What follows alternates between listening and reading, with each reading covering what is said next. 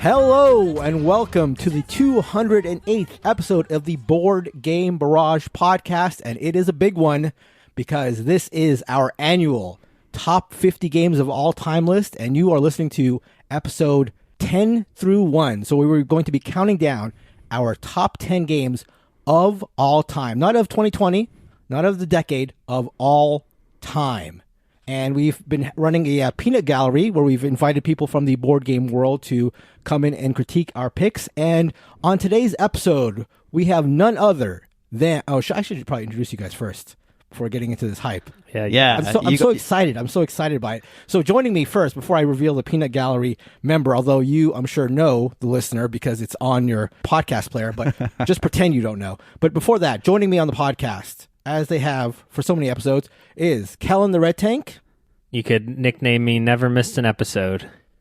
That would be an inaccurate nickname. And Neilan the Orange Tank. De facto actually has never missed an episode. Neilan and I together. Did you just actually me? Actually. Non-ironically? A person who has missed a ton of episodes is our peanut gallery member because he's never been on the show. And that is the one and only from Shut Up and Sit Down, Tom Brewster. Neilan, there you go. Excellent. So Tom is going to be joining us to critique our picks. So we're looking forward to that. We have not listened to what he's had to say, but that will be exciting. But He's let's from dive right... lesser-known entity that we wanted to give a little bit of applause, aplomb, buzz to sit up and shut down. Yeah, we have to use this platform occasionally just to spread the love a little bit. Exactly. Yeah. You're welcome, Tom. You can complete the Venmo transaction I've requested a few times. That's very kind of you, Kellen. And speaking of Kellen. No, a request. What? He's paying us. Oh, I see. All right, Tom, pay up. And Kellen, put out your 10th favorite game of all time. Pay up and put out? That's what you learned in Vegas. That's right. Right. God. This is a whole new mindset I'm living under. Oh, I get to start off the 10 best board games of all time? That's right. Mm-hmm. Perfect. All right, my number 10 favorite board game of all time is considered the king of Eurogames, but since Eurogame has a new definition in 2021, we will just say that my 10th favorite board game ever is El Grande. El Grande is area control. El Grande is auctioning. El Grande is simplicity that makes way for conflict so effortlessly. You may have one plan, you may have one direction that you are moving in, and then you are by the Castillo. The Castillo is a place where people are dropping troops in. This game just moves. This game is so smooth. I can never get over how good El Grande is every time I return to it. If I had to start losing area control games from my collection, you would have to murder me to get rid of my copy of El Grande. What a fantastic game. I know Mark and Neilan love this one. I know everyone who's anyone likes El Grande. Absolutely. El Grande was my 12th favorite game of all time, so I am a huge fan of El Grande. Yeah, El Grande has previously been on my top 50 list. It didn't place on mine this year, but yeah, it's a phenomenal game. Oh, but you had Scythe on your list? Yeah. All right. From Francis Tresham, the person behind both the 18XX and Civ genre of games. And before I go on, think about how crazy it is, to have been the person behind both those genres of games. That's crazy. Andy told us last week that you know nothing about 18XX. I don't think that's her exact. I think it's a direct quote from a legend, a living legend. And I know Ambi loves this game because she has made videos teaching 1830. And check those out because they are among the best and quickest out there teaching the game.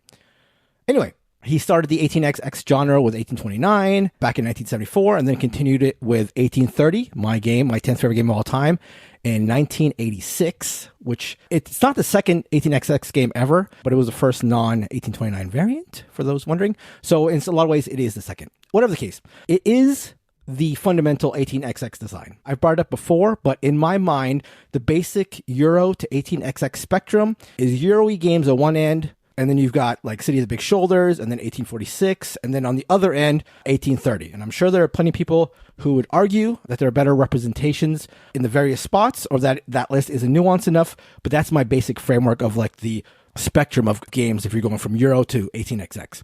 Whatever the case, it's hard to argue that 1830 is the most popular 18XX game and one that many others are based on.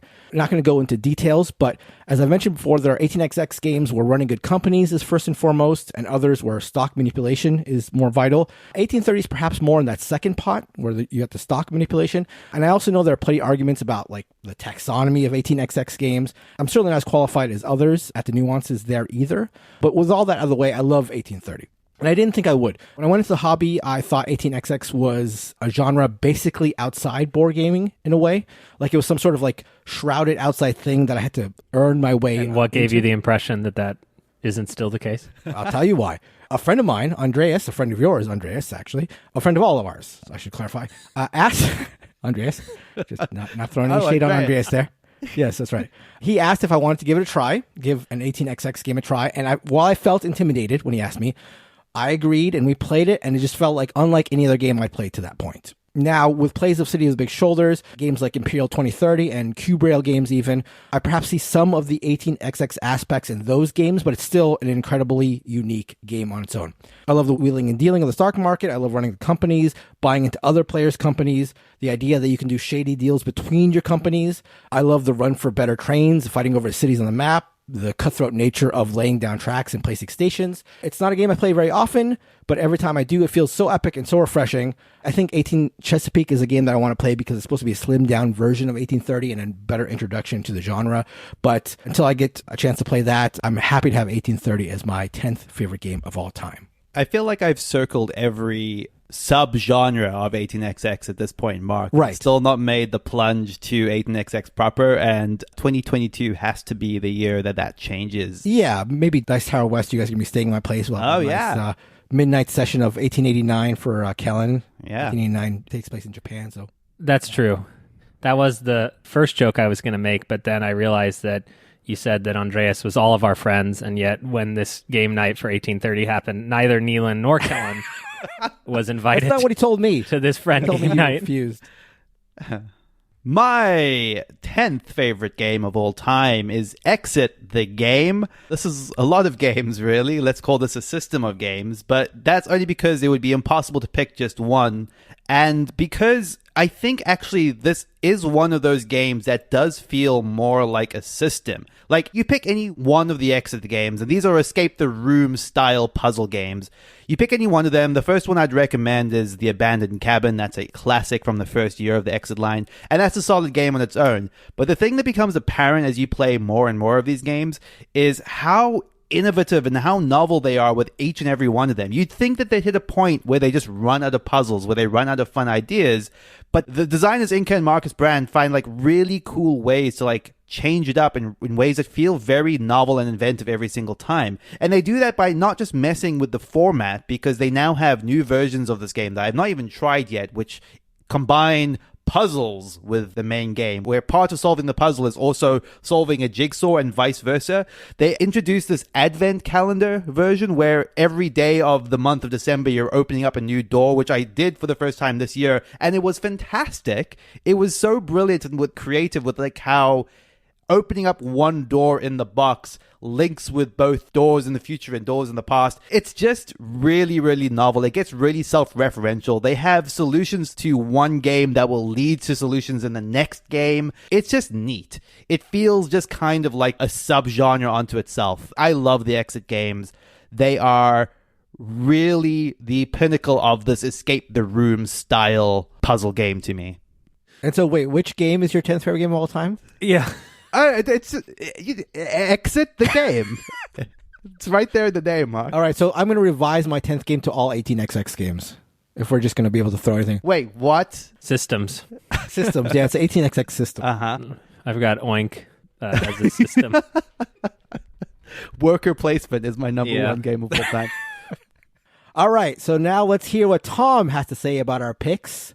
Tom, take it away. Wait. What's this? Is preposterous. What? You would think Christina? to record 50 episodes.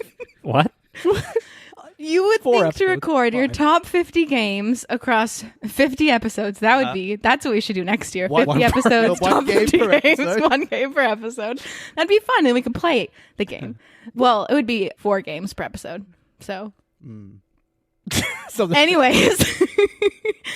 Hello, I am the Blue Tank. I'm Christina, and I'm here because because the fans demanded it. I was feeling left out. I wanted to join the party. I've been listening in the background and trying really hard not to laugh and failing for the most part.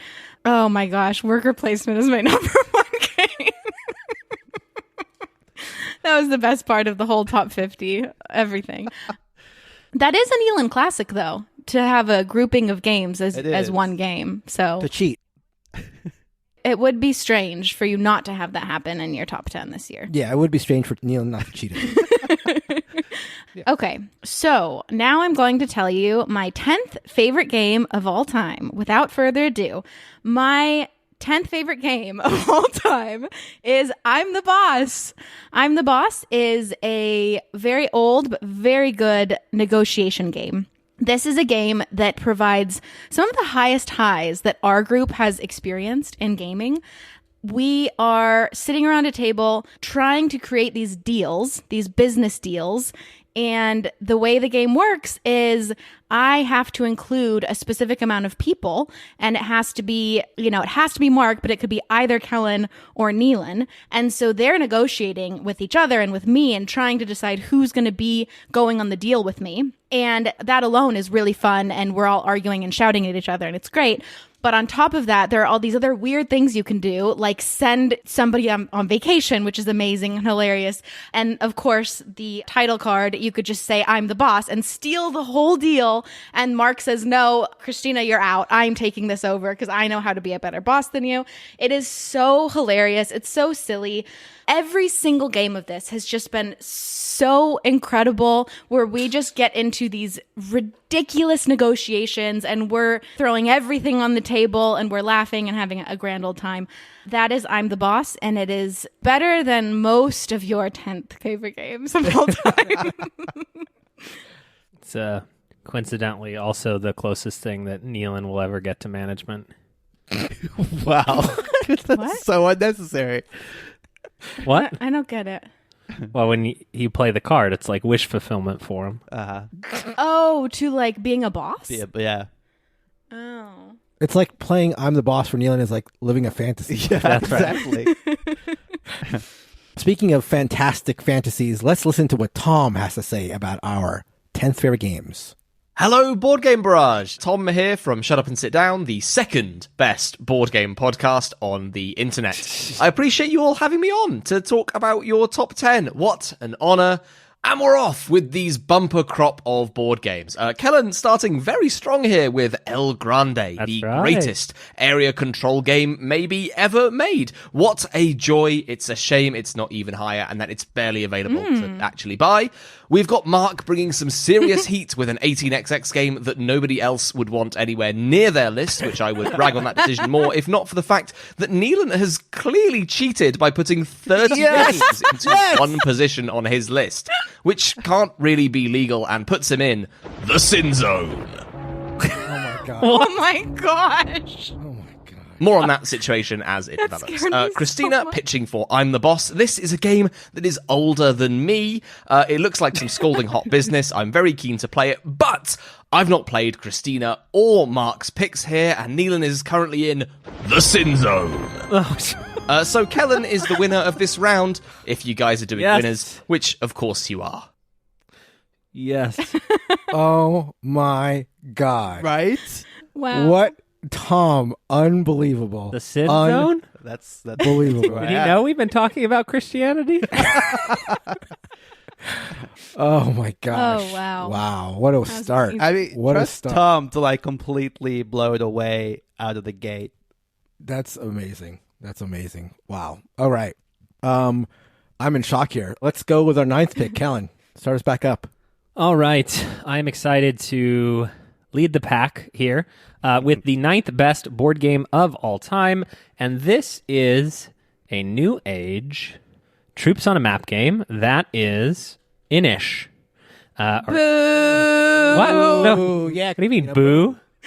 I have to make up for not being able to heckle for 4 episodes. This is, What, but Inish? also Inish should not be on anyone's top 50 list. Agreed. Okay. It's a solid top 50 game. There is no doubt that Inish is more niche than some of the other area control games because it so predominantly features brinksmanship, negotiation, and a willingness to never stop arguing. Inish is so streamlined, so simplified. The combat is so straightforward. Everyone loses a unit. Do you want to keep fighting? Okay, we're going to keep fighting. It features card drafting from the smallest pool of cards ever. Every other card drafting game is a lie. They say, oh, it gets good once you know the 75 card deck. No one ever knows the 75 card deck. Inish, oh, what do you say? 16 cards? Oh, did you get out of your 5th grade class? Great, you can remember these cards. Ergo, it's actually a game about drafting and counter drafting and hate drafting cards from your opponents. The game is spiced up by some special action cards that really just throw things into chaos. It's that sweetener. It's that grease. It's that thing that keeps it from being too dry and mechanical. It's your favorite topping on the sandwich that you didn't know you needed. Is that Greece? Stop. This isn't your I mean, it's like, okay, if you just let me go, people nod, oh, okay. But then if you stop it down, then they're going to think about what I've said and realize that none of it made sense. Multiple contradictions, all up and down paths. Okay, all right. It is a grease sandwich. Inish, helped by the expansion, no question, to help with the end game. Christina and Mark are about to protest too much about the game length, as they have already started to with their booze and their, I don't know what else you can call what came out of their mouths. Inish is part of the Matago trilogy that is set to become a trilogy plus one on Kickstarter as soon as this week. Quadrilogy? I don't care. Quadrilogy works. Once you get past trilogy, it's over for me. That is Inish. I love What about playing. if there's a 14-book series? What do you call that? Brilliance needs a good editor. I mean, this is a celebration episode. I'm not going to talk trash for the whole episode, but, everything Kellen said, there's a better version of that, and we'll get to that later. Wow, it's a throwdown. Foreboding. My number 9th favorite board game of all time, Inish. And that's INIS, if you want to look it up. It's not how it sounds. No H's. Not an H in sight. It's not spelled well. Okay. Moving on. My 9th favorite game of all time is The Estates. I just got a chance to play The Estates, my 9th favorite game of all time, again recently. Shout out to Eric and Cameron. And despite the fact that I've played this game a bunch over the years, a bunch of times, Christina, we had the game play differently than it ever has for me. And I think that's a testament to the player-driven nature of this game. The Estates is about bidding for a part of the building, which you place on a simple map of 3 rows. And once 2 of the rows fill up, if they do, then the game ends and those 2 rows score positive points and any unfinished rows score negative points.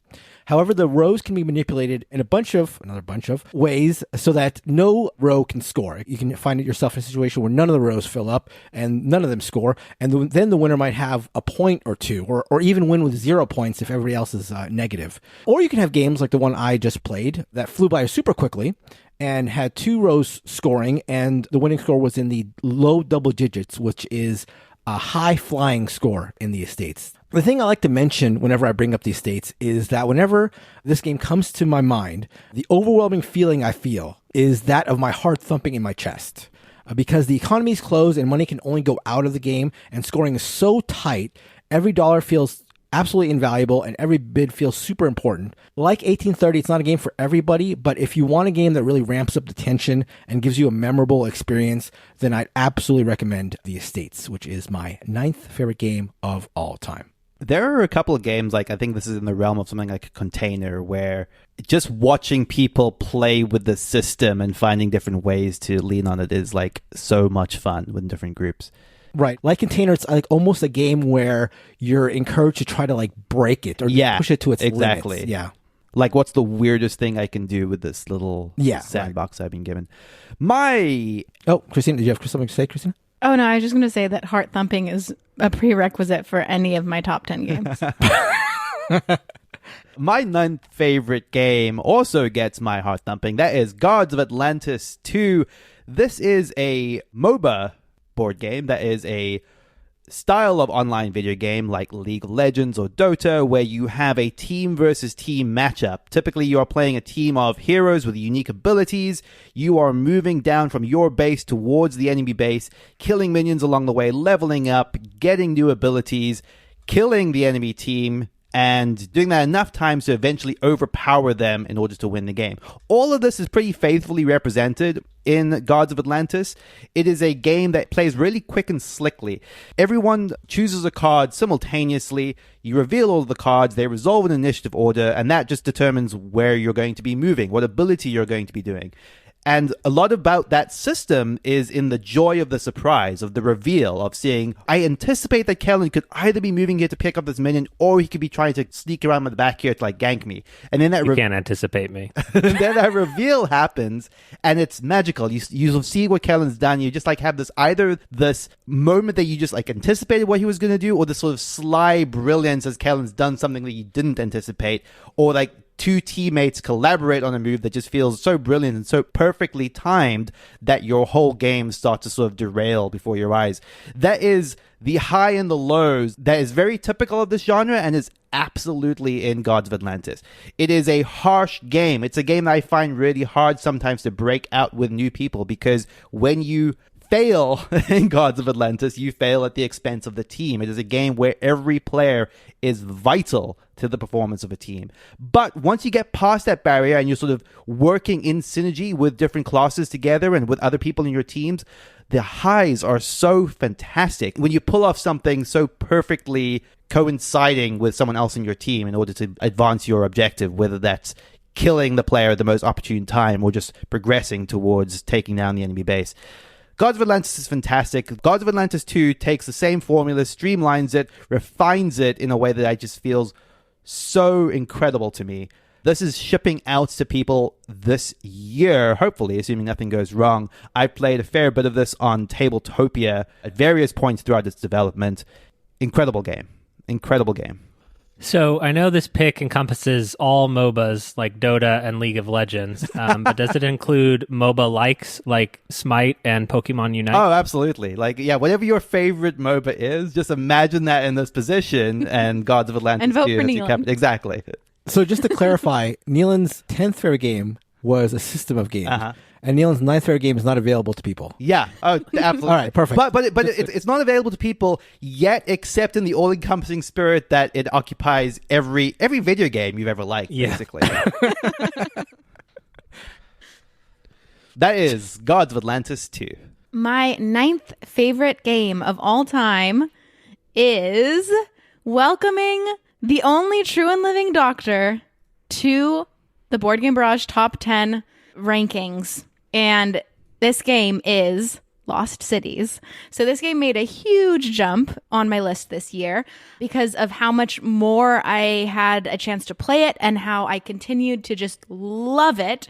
I was not making a joke when I said heart thumping was a prerequisite, because the thing I noticed, and I was recently playing a game of Lost Cities and this continued to be the case, is everything on my top 10 and a lot of the games on my top 50, but I get this feeling of like, I cannot turn away from this game.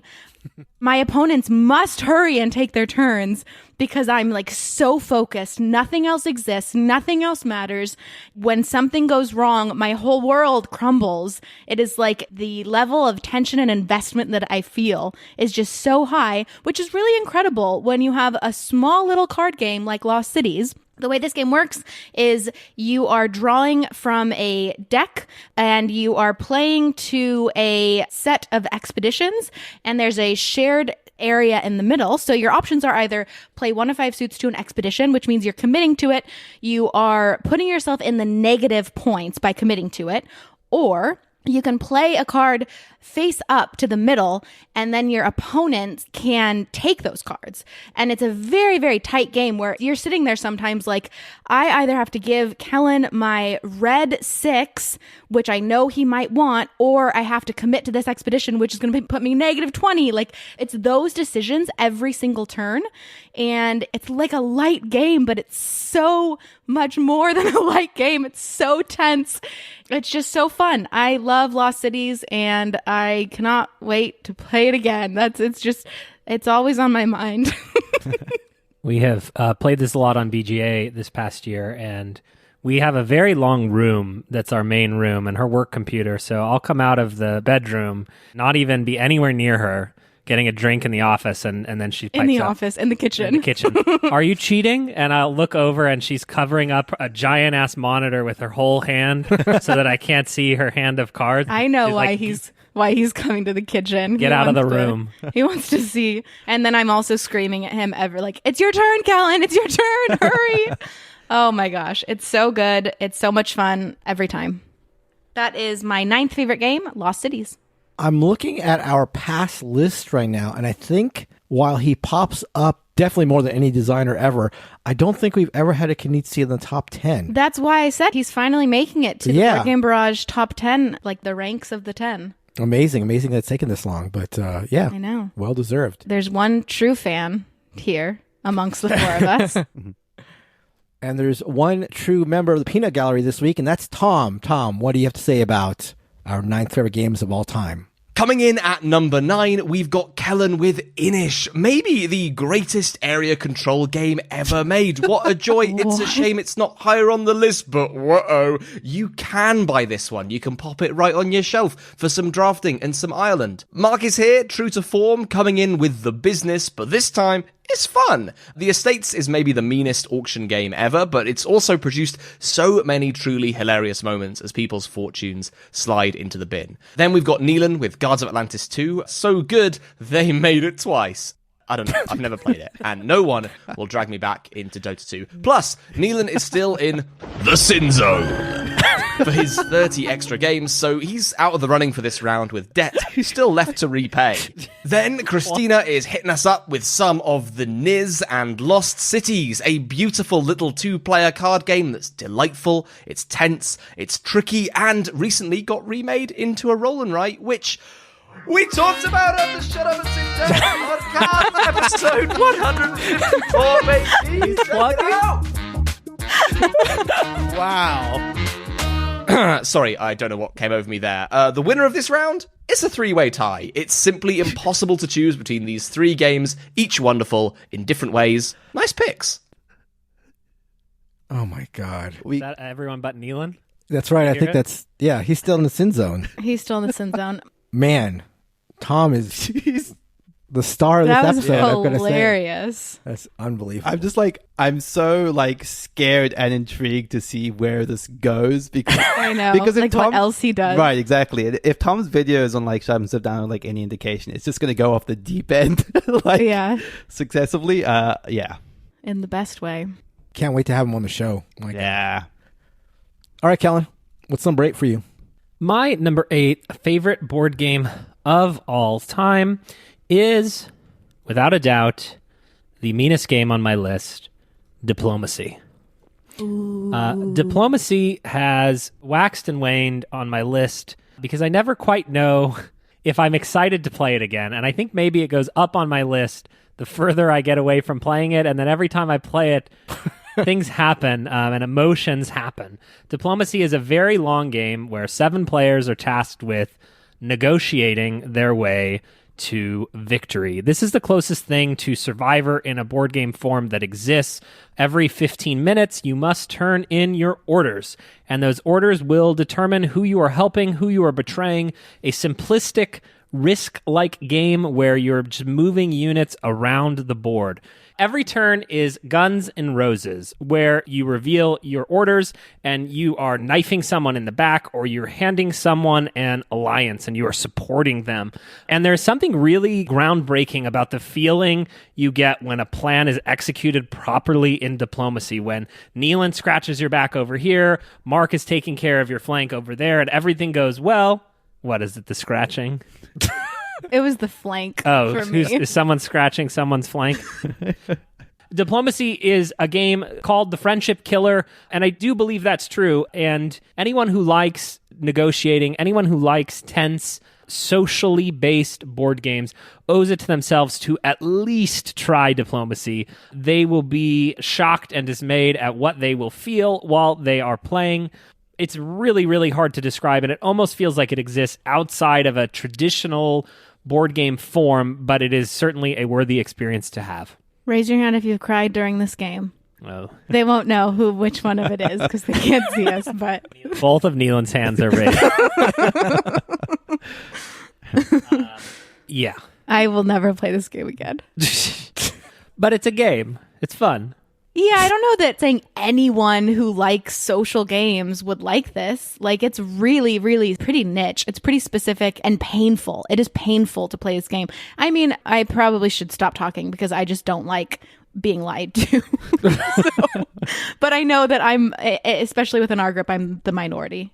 I think this is definitely, at the very least, a bucket list game. Like, if you're a board gamer in the, whatever that means, I think Diplomacy is arguably a game that you should try at least once because it's just so different. Yeah, that's true.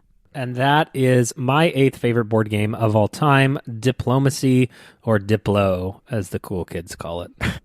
I mentioned some memories of playing 1830 and the Estates, and I also have memories associated with my 8th favorite game of all time, Hansa Teutonica. I was early in my gaming career at a relatively big meetup when we were all dividing up into groups to figure out what we wanted to play.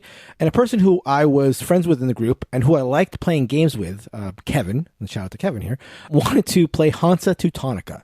And despite the fact that I like playing games with him, and I might probably have to play with random folks if I refused, I took one look at the box and passed. I ended up playing Tigris, so no harm was done, but still. I just remember how boring the box and the components looked and thinking that the gameplay would probably match that level of boring. I also remember looking up during my game of Tigris and seeing a crowd around the Hansa table and thinking, like, why is everyone so into that game? Well, a few years later, I found out. I know that Hansa is super hot now, and I think Kellen will vouch for me on this because he was there when we first played it, I think. Almost as soon as I played Hansa, it shot up to my top 10 before it really started catching fire with the community at large, and with good reason. There are a lot of old Euros who feel as fresh today as when they came out. El Grande, as Kellen has previously pointed out. Tigris. Not a Euro. Lancaster, to name a few. And I'll be mentioning a couple more later on this list. And Hansa, I think, is among the very, very best examples of that. It's a game about connecting routes and getting in the way of others building their own. Because while people can kick your piece out of the way, they have to spend an extra piece to do so. And you get to replace the piece of yours that got kicked out with another one for free, which is great. If someone's in your way, it's not like they're going to absolutely mess up your plans. You can boot them, but when you do, you have to pay a little penalty. And if you get booted, you get a little bonus. So it's like rewards you for getting in other people's way, which is something I love whenever I can do it in a game. And this is not to mention the super simple rule set and fantastic engine building, which is like fundamental to the game. It's just amazing. All that in a game that I'm convinced you could teach to non-gaming family and friends. I think the rule set for Hansa is simple enough that you could teach it to folks who aren't necessarily board gamers. And that makes Hansa Teutonica my 8th favorite game of all time. This is at least a triple crossover between Kellen, Mark, and I. Oh, this is a, what do we call it again? Triple crossover plus one. Yeah. Quadrilogy. 12. No, last year we had a name for it. Quad crossover. crossover. Quad crossover, probably. You haven't mentioned it, right, Christina? Well, no, but I didn't. That's because we didn't invite her. Yeah, I wasn't invited. Oh, it was early on in your list. But- I got you. This is on your top 50, Christina, as well? Yes, it definitely Well, is. there we go. As a Board Game Quadruple Barrage approved crossover. quadruple crossover. My 8th favorite game of all time is Pictomania. This is straight up one of the best party games ever made. This is not your granddaddy's Pictionary. This is a game of Pictionary-like game where you're both drawing and guessing at the same time. And that layer, that knowing when to stop drawing and when to start guessing, is everything in Pictomania. It is a game that becomes absurdly stressful just by virtue of that one additional rule. But you layer on top of that a fine-grained selection of words that are lumped into various categories that frequently overlap in ways that if I'm looking at two different players pictures, there is a chance I might mistake them for one another. Just those two simple additions to Pictionary make a game that just suddenly becomes this chaotic mess in a beautiful, beautiful way. This is a Vladichvatel game. We often talk about code names as kind of a weird, out-of-nowhere party game hit for Vladiva. He had already done this before with Pictomania. Pictomania is an incredible party game. I don't necessarily think that this is a game that I would break out with everyone in terms of like a family gathering, because it is quite rage-inducing in that sort of stressful sort of way. It brings out a competitive side in me, and I dare say Mark as well, who I think also had this in his top 50 somewhere. Briefly interrupting this podcast to bring you an editor's note. According to BG Stats, Neilan has never beat me at Pictomania. Now returning you to regularly scheduled podcast. Goodbye. In a way that I rarely see in a lot of other party games. Mark and I seem to really want to just one-up each other in Pictomania. And then you start getting into the advanced stages of the game where the word choices and the word lists get incredibly abstract. You're starting to draw the concepts of democracy versus communism and looking around the table, and it's just anyone's guess as to who's drawn what and why. Wonderful, beautiful game. Absolutely will never turn down a game of Pictomania. My 8th favorite game of all time. You say draw again for me? Draw. Yeah. What? What? What are you talking about? He said like drawing game. Drawing game? Oh, A Kellen. drawing game. Well, it's Everyone better has than... already voted Neilan as the nicest voice, so I don't know what you're trying to do here. Well, he just had... Or is it because he's in the sin zone? Well, he is in the sin zone, and he just had a comment about him and Mark's unchecked male testosterone to What? compete with each other. That's true. It is true. Our testosterone is unchecked. We're frequently scratching each other's flanks. That's right. That's right. I just actually broke this out with non-gaming friends during the holidays. Okay. I was a little trepidatious. They wanted to play a drawing game. They actually saw it on one of my shelves and wanted to try it out. And I was a little nervous about it. But we played like the full extent of it. We played with all the weird cards at the Okay. end. We ramped up difficulty. One of the people we were playing with was like a young teenager. So it ran the gamut in terms of experience, and they had a great time. Awesome. So loved it. Yeah. That's great. That is Pictomania. My 8th favorite game of all time is Twice as Clever, which is the best roll and write game of all time. It is so much fun. It is the most combo-rific, as we like to say, roll and write that we've all ever played. Twice and Clever is a game that I played a ton in 2020 on the app, so I played the solo version a lot. I developed a great appreciation, or an even greater appreciation, for the multiplayer version because of how much I love hate drafting, and there's a great opportunity to do a whole lot of that in Twice as Clever, and it adds just another layer of thinking when you're picking which dice you want to use. It adds another layer of pain, which is another prerequisite for games that I love. And it is just an incredible game. It can go very quickly. It's surprisingly complicated to teach, I've learned. But once you really get going, it's super streamlined, and you will just have so many combos where one triggers another, which triggers another, which triggers another, and you will feel so happy inside. And that is Twice as Clever, my 8th favorite game of all time. Before we go on, can we have both yours and Kellen's version of the sound effects? I think the fans are clamoring. Oh, right. Okay. So the correct sound effect is woohoo. I don't know if my voice will go that high right now. Yippee! So listener, play the game and you decide which one is more accurate.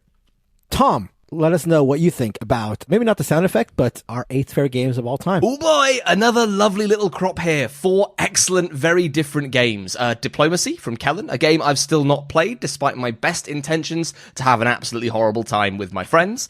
Mark is picking very strongly here with Hansa Teutonica, maybe my favorite Euro game. One of my favorite Euro games. A delight and a very, very strong pick. Then Neilan with Pictomania, keeping it light and stressful with a pure chaos drawing game, one of the best in its class. And speaking of best, Christina choosing a great roll and write in Twice as Clever. What can I say except, woohoo!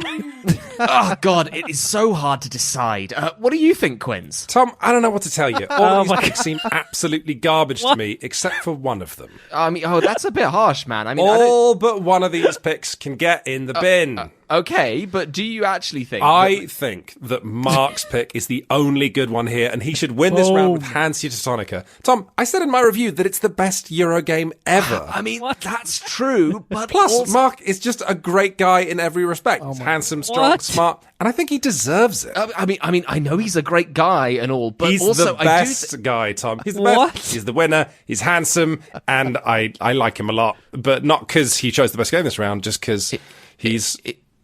Is he paying you to say this? Paying me? Bribing me? I didn't... Did you say bribing? Neither paying nor... Quinns, what board game did he give you? We're done here! Okay. Oh, my God. What? Well, I have my new ringtone. I have my... where can you put, like, sound effects? My doorbell is going to be saying this. Wow. I mean, I feel like I should just, like, stop talking. I should just stop recording at this point. With that resounding win from none other than Quinns himself. That just becomes your resume, that voice clip. That's right. That's right. Exactly. I'm just more nervous now that I know Daddy's here.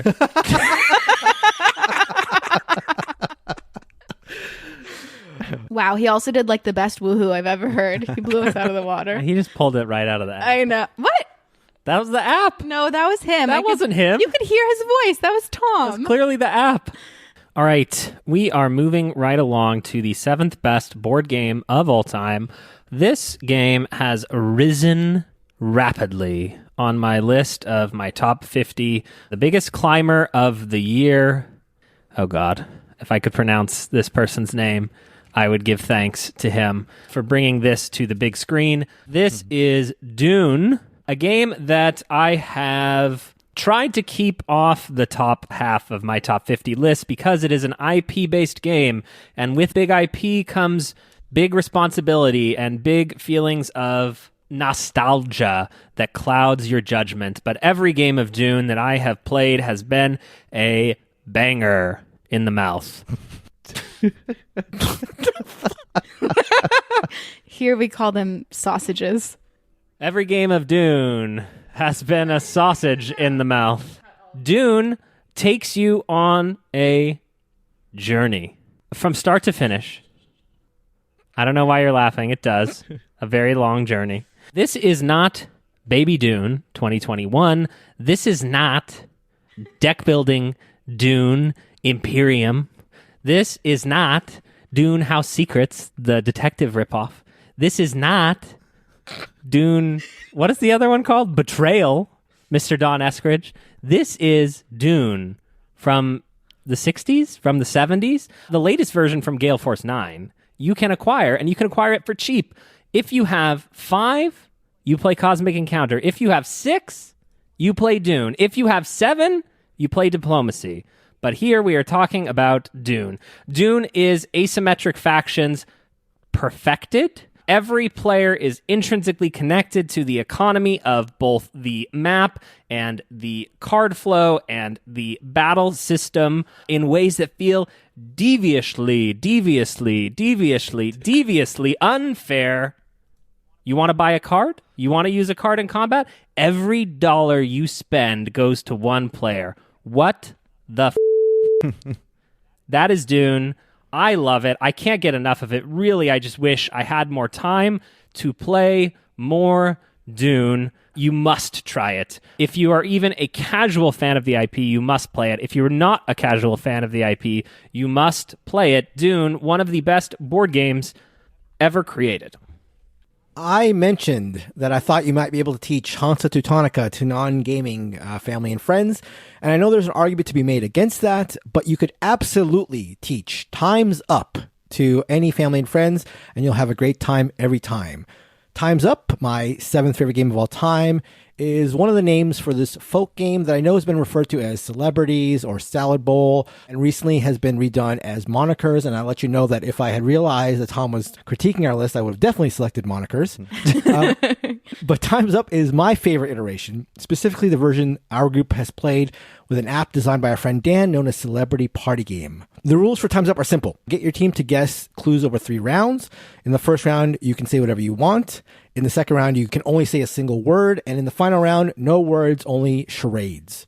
And that's it. And it's always the highlight of any game night that it features in. The reason is simple. It's a game of creating inside jokes. At the start of the game, you'll have no idea who Engelbert Humperdinck is. And by the end of it, the second someone starts flapping their arms, you'll be shouting out his name because of the way the game has progressed. The game has also rocketed up the chart for me this year because it was so nice to play after having not seen people for so long during the pandemic.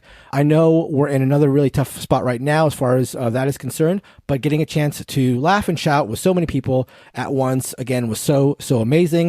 I can't wait to play Time's Up, my 7th favorite game of all time, again soon, particularly with Christina, who I think of as like the Time's Up master. You get out your phone now every time she starts. I feel like to just record her. Right, exactly. And for good reason. But then I always shout at people not to, so there are no videos of me playing this game. It is an incredible game. I might be talking about it more later. Who could say? My 7th favorite game of all time, it's Tzolk'in, the Mayan calendar. This is a Euro-ass Euro game in a way that I don't think even Kellen could deny. Which Euro-ass? Did you say Euro-esque? Euro-ass Or Euro-ass? Euro game. Euro-ass. Yeah. Love It's a it. Euro-esque game. Euro-ass Euro game. She loves it.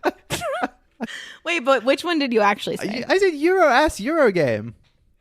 You really said Euro-ass? Yes! Neilan. I actually was expecting Neilan to say Euro arse. Yeah. Isn't that what you Can you say that sentence again? I don't believe it. It's a Euro-ass Euro game, Christina. That's really what That's you said? what I said. That's not a Neilan sentence. It's... Neilan, what happened to you? I know. Like, look, I'm getting citizenship this month. It's all very confusing. Bear with me. But yeah, no, this is about as Euro as they come. It is a game about collecting resources and feeding your workers and placing your workers and getting more of those resources and building buildings and moving up little technology tracks. Like all the things you'd expect from this style of game, especially from the Italian designers, is present in Tzolk'in. The key mechanism, the core of the game, the crux, the reason it's held so strong on my list for all this time is the central time mechanism, where if you place a worker, you're not going to get the benefit of them immediately. You're going to place them onto one of the worker wheels now, and as that wheel advances, you're going to pull them off in a later turn to get a benefit that's increasing as they move around these wheels. So it's a game about, at the time you place your worker, determining when on a future turn you're most likely going to benefit the most from removing them. It's the game that most gets my wheels turning in terms of thinking multiple turns ahead. Okay, if I place this worker here on this turn and this worker on this turn, then they'll be there 2 turns from now. This guy will be there 3 turns from now, so I can use this guy, use that guy, get the benefit from both of them. Fantastic. But it doesn't get bogged down in as much analysis paralysis as that might imply. Somehow it still feels manageable because you have a relatively small number of workers, and the constraints of where you can place them on these wheels is just enough that it doesn't feel like it goes off the rails too heavily. I will say this has been a rough year for Tzolk'in emotionally because of some of the controversies around the designer earlier in the year, but I think it's a testament to like how solidly mechanically this game is that it still sort of holds as high on my list as it does. That is Tzolk'in, the Mayan calendar. So, earlier in this episode, you may have heard both Kellen and Tom singing the praises of a game called Inish. And talking about, thank you, Mark, talking about how it's such a perfect area control game. While I'm not here, like I said earlier, to go into all of the things that are wrong with Inish, I will just say that if you're looking for a perfect area control game, troops on a map game, the most streamlined version of a troops on a map game that does not compromise on the full experience of playing a troops on a map game. If you're looking for a beautiful card drafting system where you get to build your own asymmetric faction, which is one of my favorite things in games, period. You don't need to play anything except for Blood Rage. My 7th favorite game of all time is Blood Rage. It is perfect. It is perfection in a troops on a map area control game. It is, I mean, I guess I've already said all of the things that I love about it, but it is just such a beautifully designed game. Like I said, one of my favorite things in games is where you're building your own asymmetric. I love asymmetric factions, but I love when you get to build your own. Everyone starts at the same place, and then through the card drafting system, that is where you're collecting upgrades. So you are deciding if you want to upgrade your clan, you can upgrade your leader. There are all these different ways in which you can upgrade your systems, and as you go through the ages, the upgrades get just like crazier and crazier. And it is just so fun as you go through and you're just like discovering how much crazier. I mean, you know, once you get to know the game, it's not a discovery anymore, but it's just as exciting. And I prefer the sound a duck makes. I don't get it. Onk. Oh, I was thinking quack. Well, that didn't work. Blood Rage is incredible. It is simple and streamlined, but it's still the full experience. And that is why it is my 7th favorite game of all time. Christina, just imagine you took Blood Rage and reduced it down to 17 cards. Even more streamlined, even better. Imagine you Nope. 17 cards, but the game never ended, and it was all about bashing the leader. And it wasn't fun, and it was just stressful and annoying and dumb. Why are we arguing with each other? We need to hear what the Euro asses think. What we do need to hear is what Tom thinks. So, Tom, tell us what you think of our 7 favorite games. Oh, yeah. Time's up. Haha. Great. Yeah, I've never played it. What is it? I'll find out when I listen to this episode, I guess. Neilan with Tzolk'in? How dare you? I've played this game once at a University Board Game Society meetup when I was younger, and I was so bad at it and so ridiculed for my lack of ability that I never went again. I could have just never done board games. A deeply traumatic game in the Tom Brewster extended lore.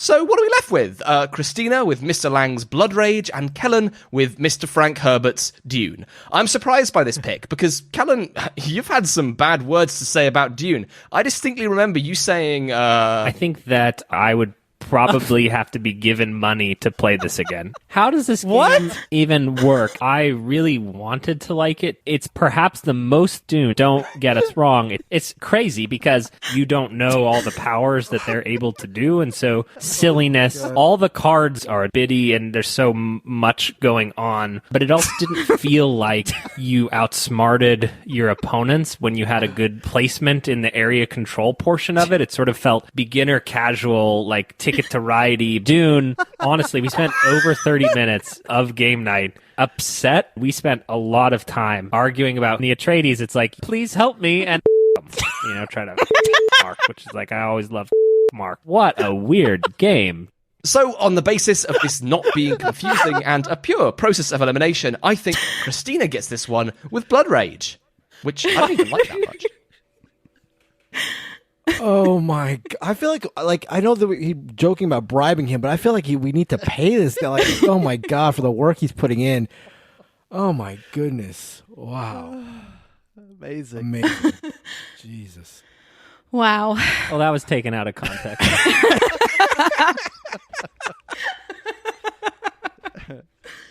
Oh my gosh. All right, Kellen, what's your 6th favorite game?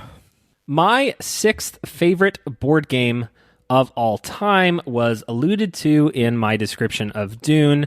This is from the same designers as Dune, and this is not a brand new game. In fact, this is quite an old game. It is Cosmic Encounter. This has oscillated in and out of my number 1 slot for many years of board gaming. This is the gamer's silly party game, but still want to play a board game night where everyone has a special alien power that screws with the rules. You are playing a card hand management game where you are just desperately trying to get onto 5 planets. That's all you need to do. You don't even get to choose which planet you are attacking. The Destiny deck will do that for you. On this turn, thou shalt attack Neilan. And then you go around the room and you say, Christina, do you want to attack Neilan? Mark, do you want to attack Neilan?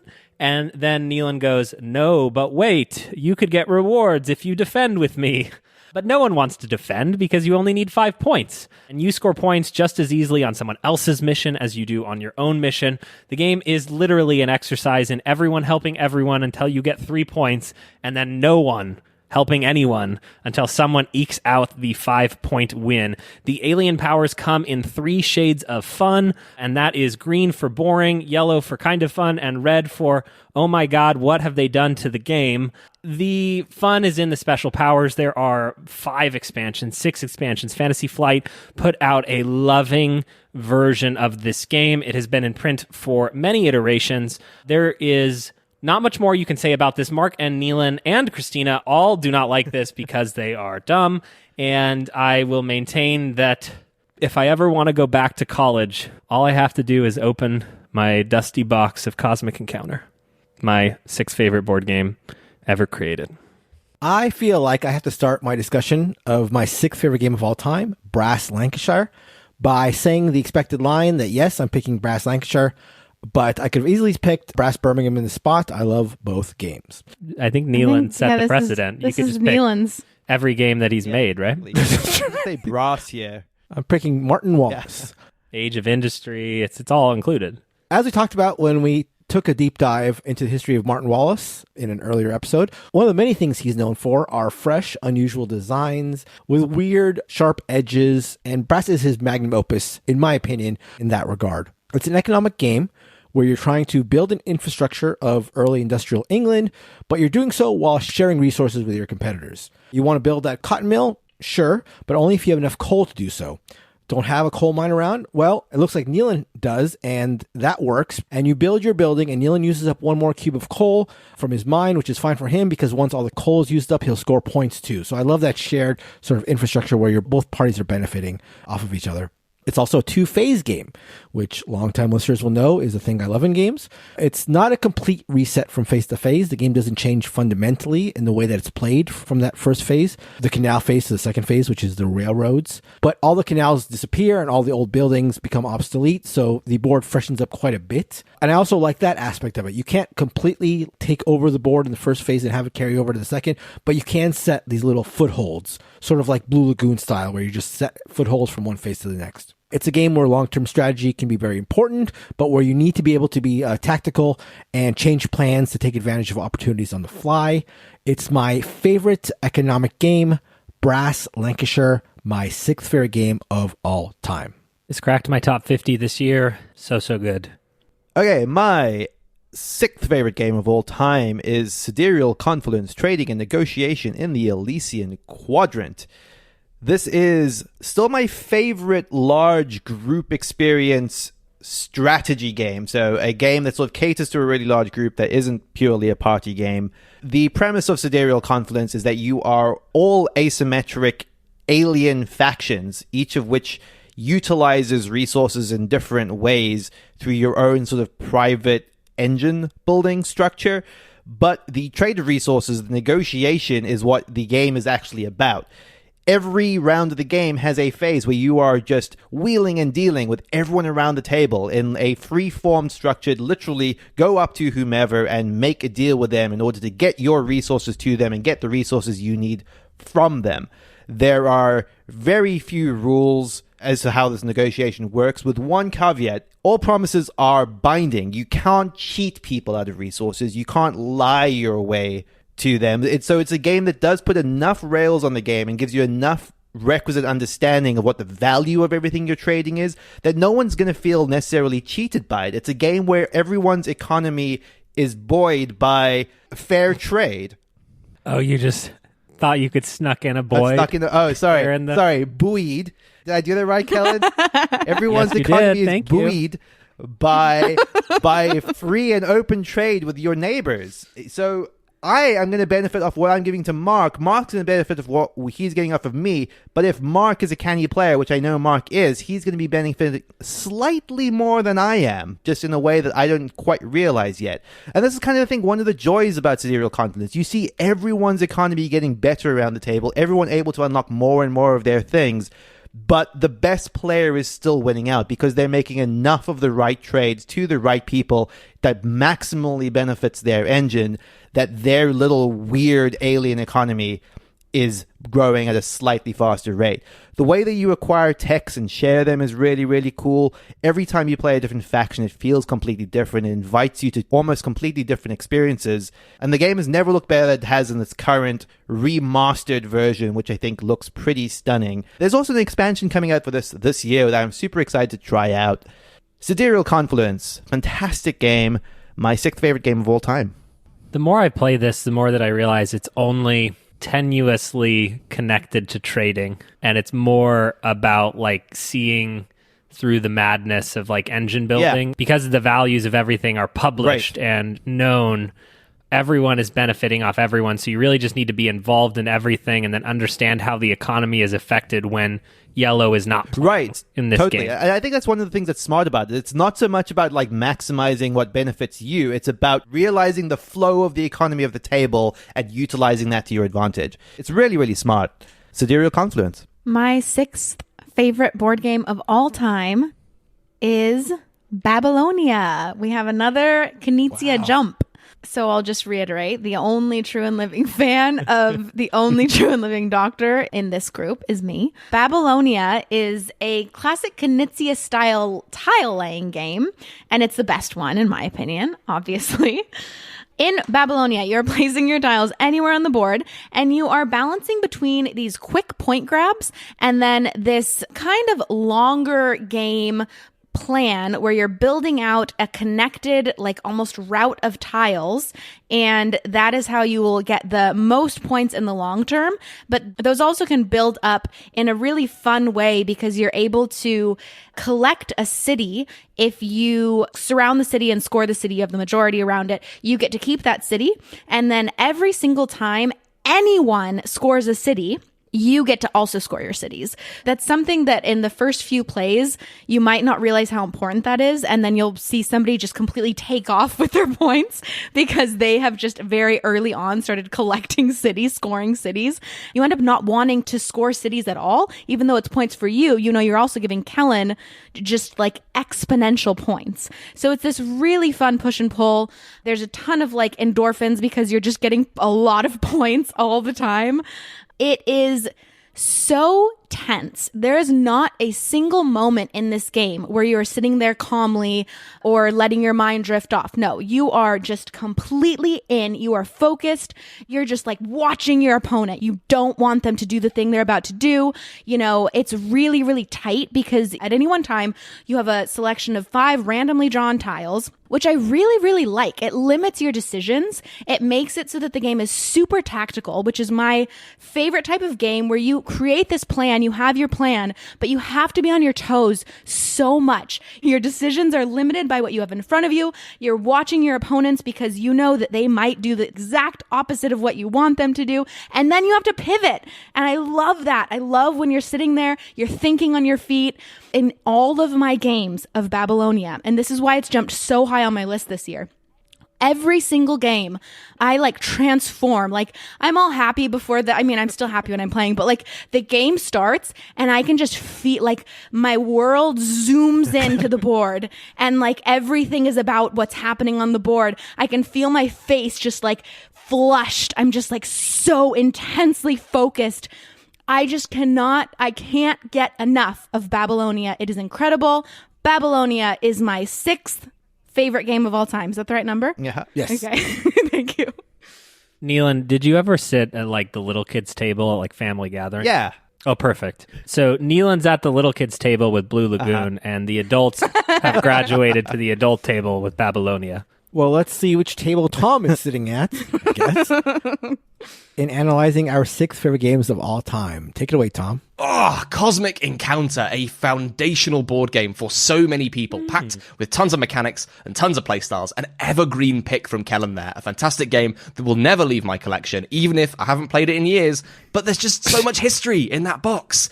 Mark then coming in with a very marquee pick in Brass, Lancashire. I've still only played Birmingham, but I'm keen to play its sibling game. Really, really lovely game. So reactive, shifting, and tense all the way through. Then Neilan with Sidereal Confluence, trading in the trading quadrant. I played this for the first time a few days ago. What a weird game. It's so unique and so deserving of its place in anyone's top 10, purely because you're going to be that guy that owns Sidereal Confluence, and when you bring it, people are going to be hyped to play with some aliens. It's like the friendlier version of Cosmic Encounter. It's not. I don't know what I'm talking about. Christina then coming in with Babylonia. I like this game plenty, and it's the second entry for Mr. Niz in this list, but I don't think it's as good as any of the games it's borrowing from, like Tigris, Yellow and Yangtze, Through the Desert, Boolagoo, Ingenious? All these games spark more joy alone than they do in the weird whirlpool of Babylonia, to me. But that still leaves us with a 3-way tie between Kellen, Mark, and Neilan, and after I exposed some conflicting loyalties with Quinn's, I've had him replaced with a better, more respectful, and less easily swayed version. Take it away, Quinnbot! The answer is of course obvious. Sounding healthy and normal there, Quinns. Tell me more. Kellen, Mark, and Chris Neilan list the games all good and nice top 50 games. Netrunner number 1, please podcast, make board game and continue. God. Okay, Let we're me shutting this down. I will say more good words about the games. What? Oh my God. Tom's at the baby table. That's right. Oh my goodness. Wow. Well, I don't even know where we are anymore. That's right. It's like you enter a fugue state once you start listening to Tom. All right, my 5th favorite board game of all time is the best Euro-ass game. This is pronounced Troyes, as they say it in America, Trois.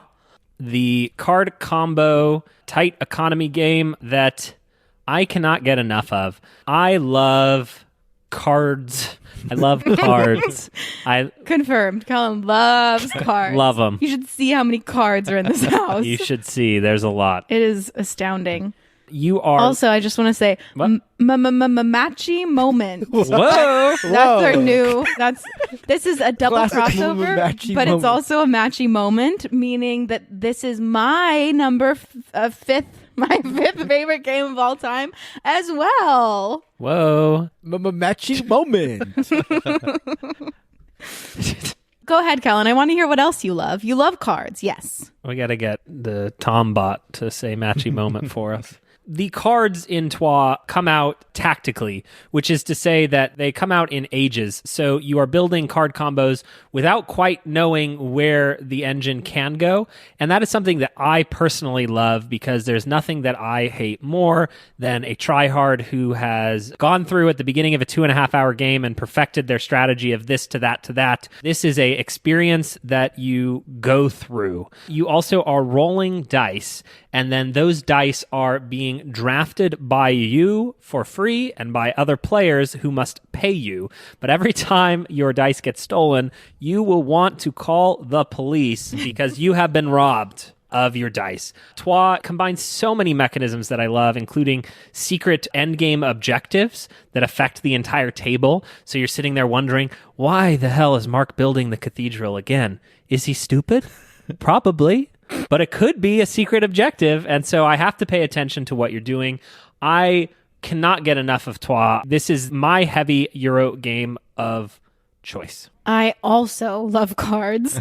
And as Kellen just Masterfully. as Kellen just masterfully described, Trois has everything you could possibly want, or that I could possibly want in a board game. I love the hidden scoring conditions, the super, super unique dice system where you're stealing and it's so painful and everyone's angry, but it's so, so satisfying when you get the right dice that you want and when you are able to make this beautiful thing happen. Trois, to me, is endlessly replayable. There are so many different directions you can take. One of my favorite things that I always return to is really going in on the white dice, which kind of multiplies what you're able to do with your dice. And it can be risky, but it is very, very rewarding if you do it right. A lot of times you'll end up fighting with people over the white dice because of how powerful they are. But that's just one example. There are just so many different things you can do. As Kellen said, the cards are revealed as you go. I love how tactically you have to play this game. It's another one of those that is just super, super tense the whole time. There's tons of player interaction. It is a great, great time with high highs. And again, some of the best moments of board gaming that we've had as a group have been playing Trois. And that is my 5th favorite game of all time. Oh, we got to... Out of order. We did. And that is my 5th favorite board game of all time. Troyes.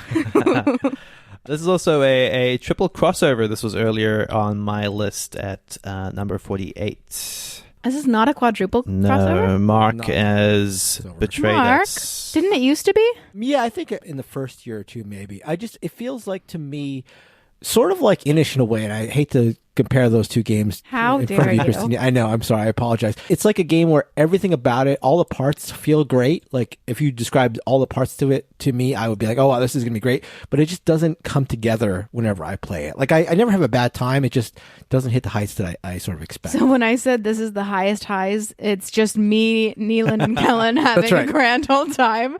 And I need more to get to my miserable. highest highs. That's right. That's right. Not enough grease on that sandwich for you, Mark. That's right. That's right. I felt bad dropping Arboretum from where it's been since our list started in second place all the way down here to 5th. And if I could do this list over again right now, I might move it back up at least a few spots. And that's just because I love Arboretum. Beauty to size ratio, Arboretum might be top of the list. You're building an Arboretum full of beautiful trees, and the art is just lovely. And when you put all these trees in your tableau, it's just lovely too. What's not lovely is the pain you feel in every turn of Arboretum. The reason that is the way the scoring works. So you're trying to build these paths of different types of trees. And say you've got a 1 maple card and then a 2 maple card all the way up to the 6 maple card. And you got them all lined up. You get a point for each of these plus bonus points for having... What is this, Canada? For our Canadian listeners, you got to appeal to all audiences. You get a point for each of these, plus bonus points for having the entire line of maple cards, and that's all great. That's all wonderful. Except, to quote Kellen, the only way you get to score maple cards is to have the highest number of maple card points in your hand at the end of the game. You're excited to score all these maple cards by putting them out on your tableau, and your hand size is so small that you only kept the 7 maple card in your hand. So you've got 7 points of maple. Then Christina shows you that she's been holding the 8 maple card, and for all those cards you played, that entire row of maple cards, you get nothing. You get absolutely nothing, and it's totally brutal. It's even more brutal in that your turns are simple. They consist of drawing 2 cards, playing one, and discarding the other one. But your discards are open, and on the next turn, your opponents can pick up the cards that you've discarded, and it feels like every card that you're thinking about discarding is going to swing the game in your opponent's favor. So sort of like Christina was mentioning with Lost Cities, you have a shared discard pile that your opponents can draw off of. I've said it before, but whenever I think of Arboretum, it always feels like a game where I feel like the best thing I could do on my turn is pass. Like, that's all I want to do. I don't want to give up any of these cards. I don't want to make any decisions. I just want to pass because it feels like that's going to be the best action, and that's just insane. Such a stressful game, and one that I love so much. Arboretum is my 5th favorite game of all time. My 5th favorite game of all time is Time's Up. This is, so far, a triple crossover. This is the party game that we go to whenever we have a big enough group of just the right people. It's just a stone cold classic. This is, whatever form you play this in, whether it's monikers or as we prefer to play it these days via the aforementioned app, celebrity party game developed by our friend Dan. The game is just about shared jokes and shared experiences that develop within the context of the game and only grow as the game progresses. I'm not going to talk that much about it because we've already spoken about it once this episode, and I'm sure it will be coming up again in the episode. That is Time's Up, my 5th favorite game of all time, an incredible approachable party game. Tom, what do you think of our 5th favorite games of all time? We're down to the top 5, and we've got a double crossover. Or is it? I've never really understood the way that you guys use this phrase. And it's a great game, and that game is Troyes. I've only played this on Board Game Arena, but I'm keen to bring it into the physical world to get my grubby hands on it, and to maybe learn the game a little bit better than I did last time when, on BGB's legal advice, I hopped onto Board Game Arena to fully clund this bad boy. So I don't know how valid my experiences are there in the land of Troyes. Time's up again. I think some other people doing this segment looked up the games before recording their bits, and oh boy, do I wish I'd have done some of that, because you people really like this game, huh? Time's up. BGB recommends. Mark, my man, he's picked Arboretum. What an unassuming little classic to just pop up right near the top of the list. A near-perfect little card game that comes in so many gorgeous editions, and if you're keeping score, which you definitely are, that's another point for Mr. Mark. Boom. What? Boom, baby. This is not going well. I love it. God, I love this episode. All right. My fourth favorite board game of all time has already been mentioned in this episode by Christina. It is the best negotiation game that has ever been created. It is a Sid Saxon classic known as I'm the Boss. And you too can be a part of a series of escalating deals with your friends. It distills everything you'd want from a negotiation game and features a hand management system. There is something about these type of games that I enjoy, which is cards that say F you on them, but it doesn't go so far as to completely ruin the game. This is also in Cosmic Encounter. This is also in Inish. I love big, swingy, ridiculous moments as long as it's fair enough. And I'm the Boss gets right on that line, and fights you. This is one that is crying for some kind of remake, redo, reshuffle. So much so that my brother and I are working on it right now. I'm the Boss. So good. There is no words for how much fun you can have sending Neilan on vacation when he does not want to go, and he wants to be part of the money-making venture, but he can't because he is in the Bahamas. That is my fourth favorite game. Sid Saxon is underrated. Give it a go. I'm the Boss. Also, one thing that we didn't mention is that money is hidden, which makes it so much more fun because you're constantly just like lying about how much money other people have and how much money you have. And like Neilan is outraged because you're telling everyone he has like $70 million and he has like $2 million. And you know that. It's so fun. And if you are tryharding, because Lord knows there are many tryhards out there, it is all publicly trackable. And so near the end of the game, it becomes a series of me screaming, Neilan has $24, and Neilan going, no, I don't. I have much less than that. And yes, I have played with someone who in the second to last round accurately had kept track of everyone's money in their memory. And oh boy, they almost ruined it. Yes, something to be fixed in I'm the Boss 2.0. Who was that, by the way? Somebody that we play with, or Paxton's best friend. Okay. Just literally ruined the game. Literally. Yeah. The last negotiation, he's like, if Kellen gets $17, he wins. If Paxton gets $14, he wins. And this is after like 2.5 hours of screaming at each other. Yeah. How do you even do that, That's first crazy. of all? And you only need a little fudgery to like make that go away completely, and it's just not there currently. Yeah. Anyway. Is the money in millions? Yeah. Okay. Yes. What are we, businessmen? What do you mean? Dollars? Time has sort of been a blur recently, so I can't remember if it was 2020 or 2019 that was the year of the Friesa for me.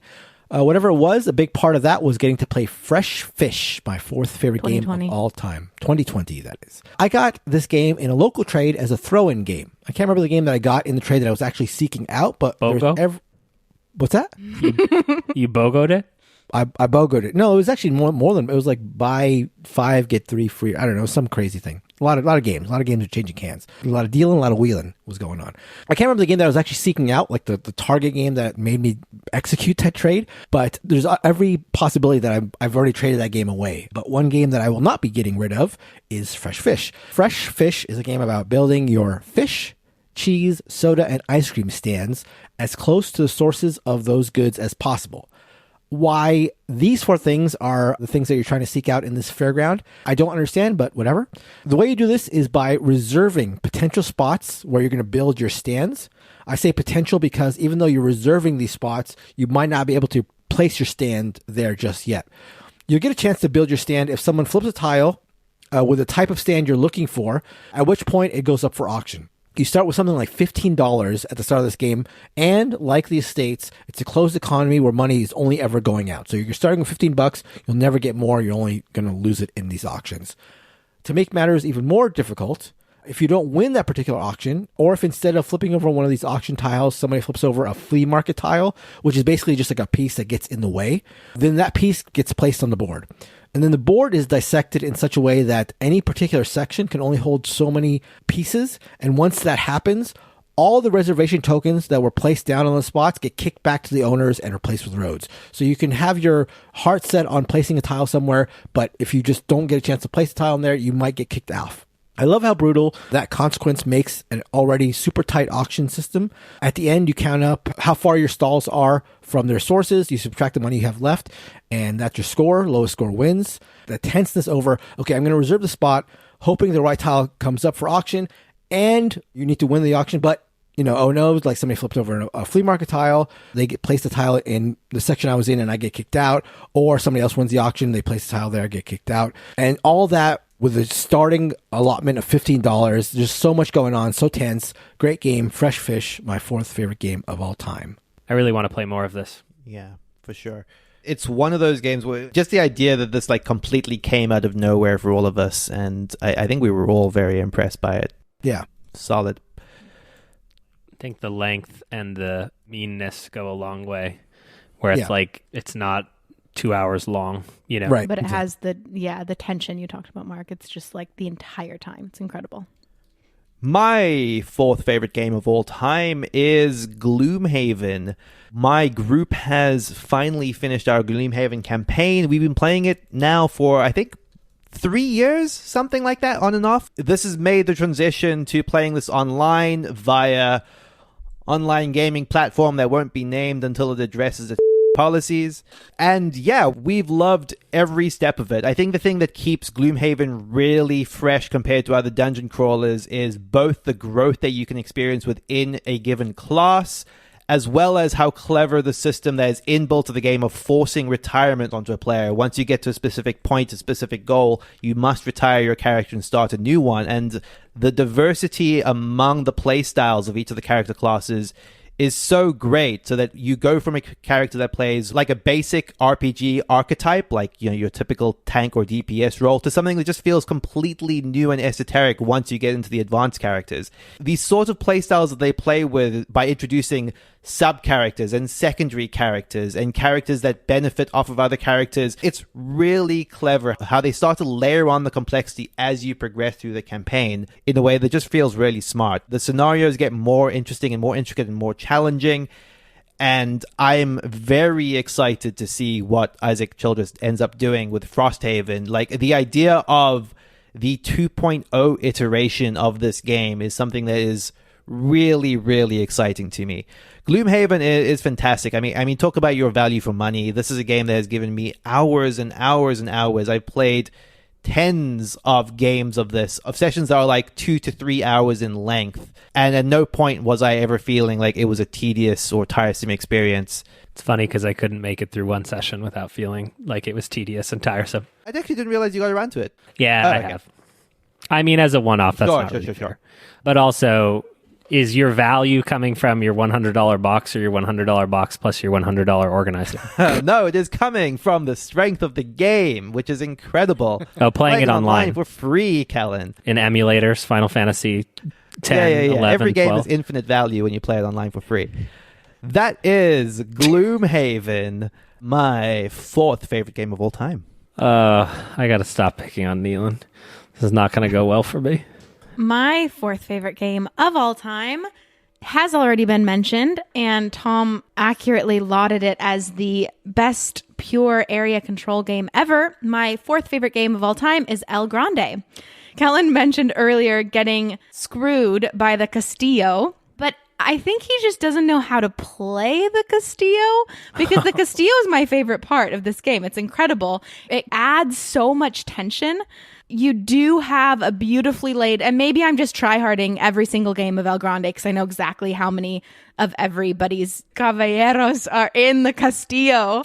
And I get really, I'm sure that's annoying and nobody likes playing with me. But I love the Castillo. I love creating that plan and then watching it all fall into place perfectly. Of course, it doesn't always work out, but that's the beauty of the game. It is so tight. It is a perfect area control game. It's a quad crossover now? No. Yes. Oh, it's not? Oh, you took it off your top 50? Oh, yeah. Neilan. This is a classic for a reason. This was my first area control love, and it remains my number one pure area control game. It's incredible. I love it. Thank you. That's my fourth favorite game of all time, El Grande.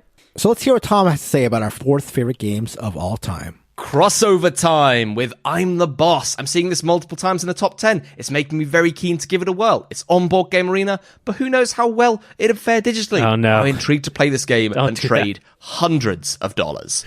And another crossover with El Grande, maybe the greatest area control game ever made. What a joy. It's a shame it's not even higher and that it's barely available to actually buy. Great game, great box, great horses on the cover. We've got Fresh Fish, the game from the Green King himself, Mr. Friedman Frieser. Another one I haven't played, but I'm very keen to. Mark, if it's top 4, I trust you. And then finally, we have Neilan coming in with Gloomhaven, an all-time classic, the best board game of all time, according to people on Board Game Geek. What a people pleaser. This pick surely puts you in contention to win this. Neilan. My buddy, sometimes the bell, it tolls, and this time, it really do be tolling for thee, because it's time to make reparations for your cheating earlier. That's right, you've got into this sin zone, you put yourself here, yoinked from your hands, this pick shall be. We can't give such greatness to someone as untrustworthy as thee. Let's spin the wheel of replacement and see what game takes Gloomhaven's place in your top 10. And Neilan's fourth favourite game of all time is Kingdom Death Monster. Oh, no. Congratulations, Neilan. You're Not again. in. Please enjoy your modified top 10 list. Oh, my goodness. Incredible. Oh, man. I think he's making fun of you for when you drafted this Lost 100%. Fantasy draft. The third best board game of all time stars an unlikely cast of characters. Those characters being Mr. Cthulhu and his friends. And they get into a war. This is my... Sandy Peterson game. Oh, thank you. This is... A matchy moment. Oh, this is your third? This is my third favorite game of all time. Cthulhu War. Oh, you could say, were you going to say this is Cthulhu Wars? I was, but I think you did it better. Cthulhu Wars, the game that shouldn't be and didn't know it, and yet somehow is still so amazing. What I love about Cthulhu Wars is that it is not afraid to toss you right into the fray. You never have a chance. Oh, I get it. That one took me a minute. You are getting... Yeah, because I'm clever. You have an asymmetric faction that does things that no other faction does. You have spell books. You have 6 unique powers that you get to choose how to unlock them in any order you want. You have 6 objectives that you must follow in order to unlock those spells. You're looking at the board going, what the hell do I do with all this plastic that surrounded me? And those achievements are telling you what you can do and what you should try to do on the board. I do not know how to pitch people on this game. It is very expensive. It is very overproduced. There's insane miniatures on the board. It stars Mr. Cthulhu and his racist friends. I don't like the theme. I don't like the production. It shouldn't work, and yet it does. It is shamelessly ripped off from Chaos in the Old World. It is so good. I have never not had a great time playing this, and I will continue to want to play it. There are so many factions available. I think that many other asymmetric faction games are pretenders to this throne, and I will not say them for fear of being yelled off the stage. Root. Also in my top 50. Also in my top 50. Also in my top 50. Cthulhu Wars is everything that I want in a risk replacement. It's got more. It's got Euro-type decision-making combined with tense tactics. I cannot speak enough about how good Cthulhu Wars is. If you have never played it, you should play it. It is probably at every convention you'll ever go to, or a friend has a copy. Please check out Cthulhu Wars. I cannot say enough how good I think it is. It is really interesting because I think, as Kellen said, it's kind of full of contradictions. It's hard to explain why it's so good. I already mentioned that Blood Rage is the most streamlined and simple, but still complex, beautiful troops on a map game. And Cthulhu Wars is not streamlined at all. Like, it is chaos, but in the most beautiful and just fun way. It's just so fun to get in there, and the spell books make it so tight because you're trying you can't do it all. You want to do everything at the same time, and you have to prioritize, and the battle is always so fun, and it's very hard. It's like a feeling that is hard to describe, but I agree, if you can just try to find a way to play it, you're gonna have a great time. And that is Cthulhu Wars, my third favorite game of all time. There's a 2-player Cthulhu Wars duel if you want to check that out. That won't give you the multiplayer fun, but it will introduce you to the mechanisms and has been an onboarding for some of our closest friends who now also adore Cthulhu Wars. This is also our first official quadruple crossover, if I'm not mistaken. No, we had Hansa Teutonica. Neilan. That's right. That was Sorry, a you're right. crossover. I think it's good to point out it's a quadruple crossover. Honestly, I cannot think of a game that I said I have to guarantee that the four of us will just have a rip-roaring afternoon. I would probably suggest Cthulhu Wars every time before anything else, because Christina will be standing within 15 minutes of the game starting and will not be sitting back down at the table for the entire runtime of Cthulhu Wars. With Hansa Teutonica and 1830, I mentioned games that are totally fresh despite what their box cover and the theme might suggest. With Estates in Brass, I mentioned 2 games that were reimagined in new editions. My third favorite game of all time, Caylus 1303, has both of these qualities. Like some of the aforementioned games, I was very late to play this game's predecessor, Caylus. It was one of the first worker placement games, and whenever it was offered up as something to play, I assumed it would have been surpassed by game designs by newer games. And then I played Caylus, and it was the first time I had the wow, this game could have been released yesterday, and it would have been totally fresh feeling for one of these dusty old Euros. For those unfamiliar with Caylus, it's a worker placement game where the big conceit is that you put down your worker, pay for them immediately, in spots you're hoping to fire off down this sort of road. But before the spots are reconciled, there's a chance to pay to move a piece called the Provost back down the road. And once that piece is done moving, no spots ahead of it will activate. So you might have placed pieces and spent valuable money on something that ends up not happening. It's super cutthroat and great. So I was a little trepidatious when Caylus 1303 was announced. I heard they gotten rid of the money altogether. I heard they introduced some variable powers, and the importance of the turn order might have been affected. Then I played it and realized that while there are parts that I do miss from the original version, I think the vast majority of the changes are for the better. The game is quicker and a bit easier to teach while retaining its cutthroat nature and still being a really clean and elegant design. And that elegance is not hurt, or at least not hurt as much as I feared, by the variable powers, which I think helped the game.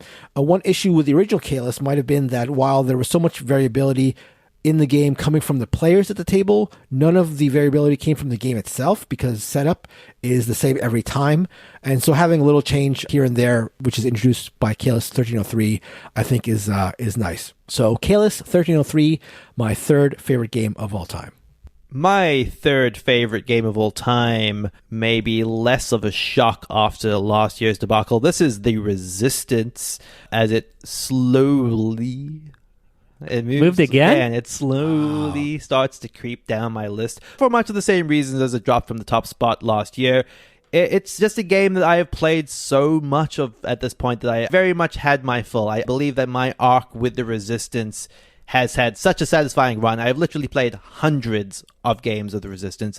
It's still my go-to party game of choice if I have the right crowd. It's just by virtue of being a social deduction game, it's a harder game to get played than your average party game, but it's still the one I would always prefer to play. I love The Resistance. It's the social deduction game I continue to measure all others against. There's a purity to it, especially in the original version, that is unmatched. And once you start getting to my preferred way to play, which is when you start to layer on the assassination rule set, which comes built into the box in the Resistance Avalon, but you can add on to the Resistance via the Hidden Agenda expansion, I believe. This becomes like the rule set that I think absolutely elevates the game. It starts layering on overlapping hidden information with competing goals in the way that you're trying to utilize your information without giving the game away. And I always love systems like that. Like, how far can you stretch the information you have without betraying that to the opposing team? And the Resistance Avalon and the assassination role in the Resistance Vanilla does this beautifully. It's a beautiful game that you can get played at genuine parties if people are willing. Like, it's a game that you can get people into and they will love within one round of playing it once they get past that just initial curve, especially if it's something that they've not done before. It was my breakthrough game into the hobby. It was the game that I played and I was like, wow, I'm mad impressed that this exists and that I somehow managed to never play this before. Incredible game. Still would never turn down a game of it, but it's getting to that point now, just by virtue of how many times I've played it, that I could see this continuing to slip. But for right now, it still holds the number 3 spot, The Resistance. All right, repeat after me. There are 3 of us. Not. I don't know if I want... Say it. Not. I don't know, but let me hear the rest Not. first. Just say not. Not. My. Merlin? Merlin. Say it. Not my Merlin. That's you, Neilan. You're not my Merlin anymore. Oh. Somebody's Merlin. Is he Tom's Merlin? Let's find out. Tom? Someone sound that crossover klaxon. It's Cthulhu Wars, a Sandy Peterson game. A game that's brilliant if you like owning vast amounts of plastic and possessing a box that you could bury several medium moles in, or probably 2 regular size foxes, roughly. Mark here with Caylus 1303, a game I haven't played yet again. Ugh, what a shambles. Mark, I want to play this game. I'm just yet to hear an argument as to why I'd not play its 1,302 prequel games.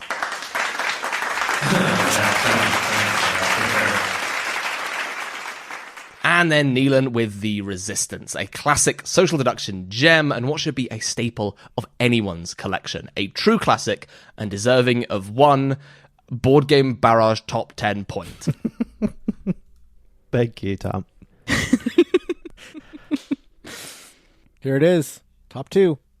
Oh, my second favorite board game of all time is one that I have come to understand more as I have learned to understand myself, and to thine self be true. This is Archipelago, a heavy Euro-esque game where you are negotiating and, above all else, kind of sort of role-playing with the people that you're playing with. In Archipelago, everyone has a hidden end game scoring condition. Oh, that's back. Everyone has a hidden end game trigger, and there are crises happening, similar to things that are happening in Troyes. That's back as well. But you can force your opponents to take care of that crisis for you. You can make them do the work in order for the game to continue. That's right, Archipelago could be a game where everyone loses.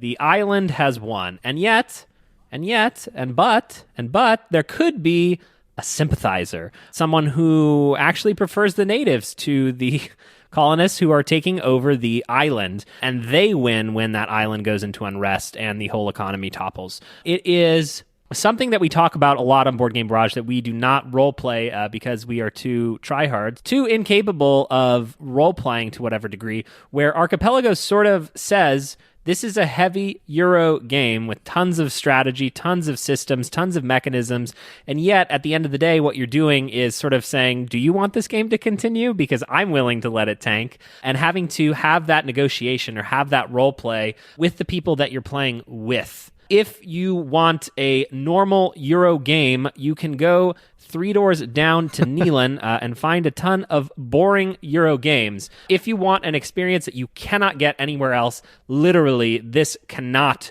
be replicated somewhere else, and it's been tried with games like New Angeles, something that we know a lot about, but it is not as good as Archipelago. You owe it to yourself to try this one. There is not a game that I think about more when I am not playing board games than Archipelago, my second favorite board game of all time. I still love Archipelago. It left my top 10 this year, but I still love it. It's just been a very long time since I've played it, but it does have those highest highs moments that I love so much. Quadruple crossover. You can't get it. It doesn't exist anywhere else. It needs to exist somewhere else, but it just has so much happening. My number 2 game of all time is new to the list. And thanks to its And thanks to its implementation on BGA. For the king and me. That is a low blow. And games I've been able to play against listeners, Captain Butternut, G-Man Avalon, and BD McFerrin. Not to mention longtime listener Todd, who first introduced me to the game. It is now the game. Me too. What? We've played this on BGA? Like one time and then you stopped playing it. No, what are you talking about? You just list off like 50 men that you play games with, but not I've played this game with those folks like 20 plus times each, and we had like 1.5 games because you stopped playing it. Right, but it is now the game I've played more than any other game, period. And that game is Race for the Galaxy. Wow. I don't mind long games. I'd say I don't mind long games more than most people, in fact. That said, I do really appreciate when a lot of game is packed in a small package, and that is absolutely the case with Race for the Galaxy. It's an engine builder, a tableau builder that can go in a ton of different directions. You can play for a quick conquering military victory, or a victory churning out victory points, or a high-value planet victory, or a high-development endgame scoring victory. And all this happens in the space of a maximum of 12 cards being played out and a 15 to 20-minute space. To my mind, I think Race might be the best, most tightly designed game ever. You pay for the cards that you're playing with other cards. There's no outside resource you have to manage. Your hand size is tight, and the games are so quick, so you really have to consider every action that you take. And speaking of the actions you take, Race has an action selection process where you select which action of 5 different ones you're going to take, and while you get a little bonus for selecting them, your opponent also gets to take the same action. So you need to know when you can gamble and sort of count on your opponent to summon the action that you want to do and use your selection on something else. There are a ton of cards, tons of really fun expansions, and yet the game always feels fresh and always feels well balanced. Sure, you can play a game where you just have a bad run of cards, but the game is so quick and so good, you can deal with that and just play another game. Race for the Galaxy is absolutely fantastic. I only wish I would have dived into it sooner. It's my second favorite game of all time. This was my 29th favorite board game of all time, and new to my list this year based on my plays with Mark.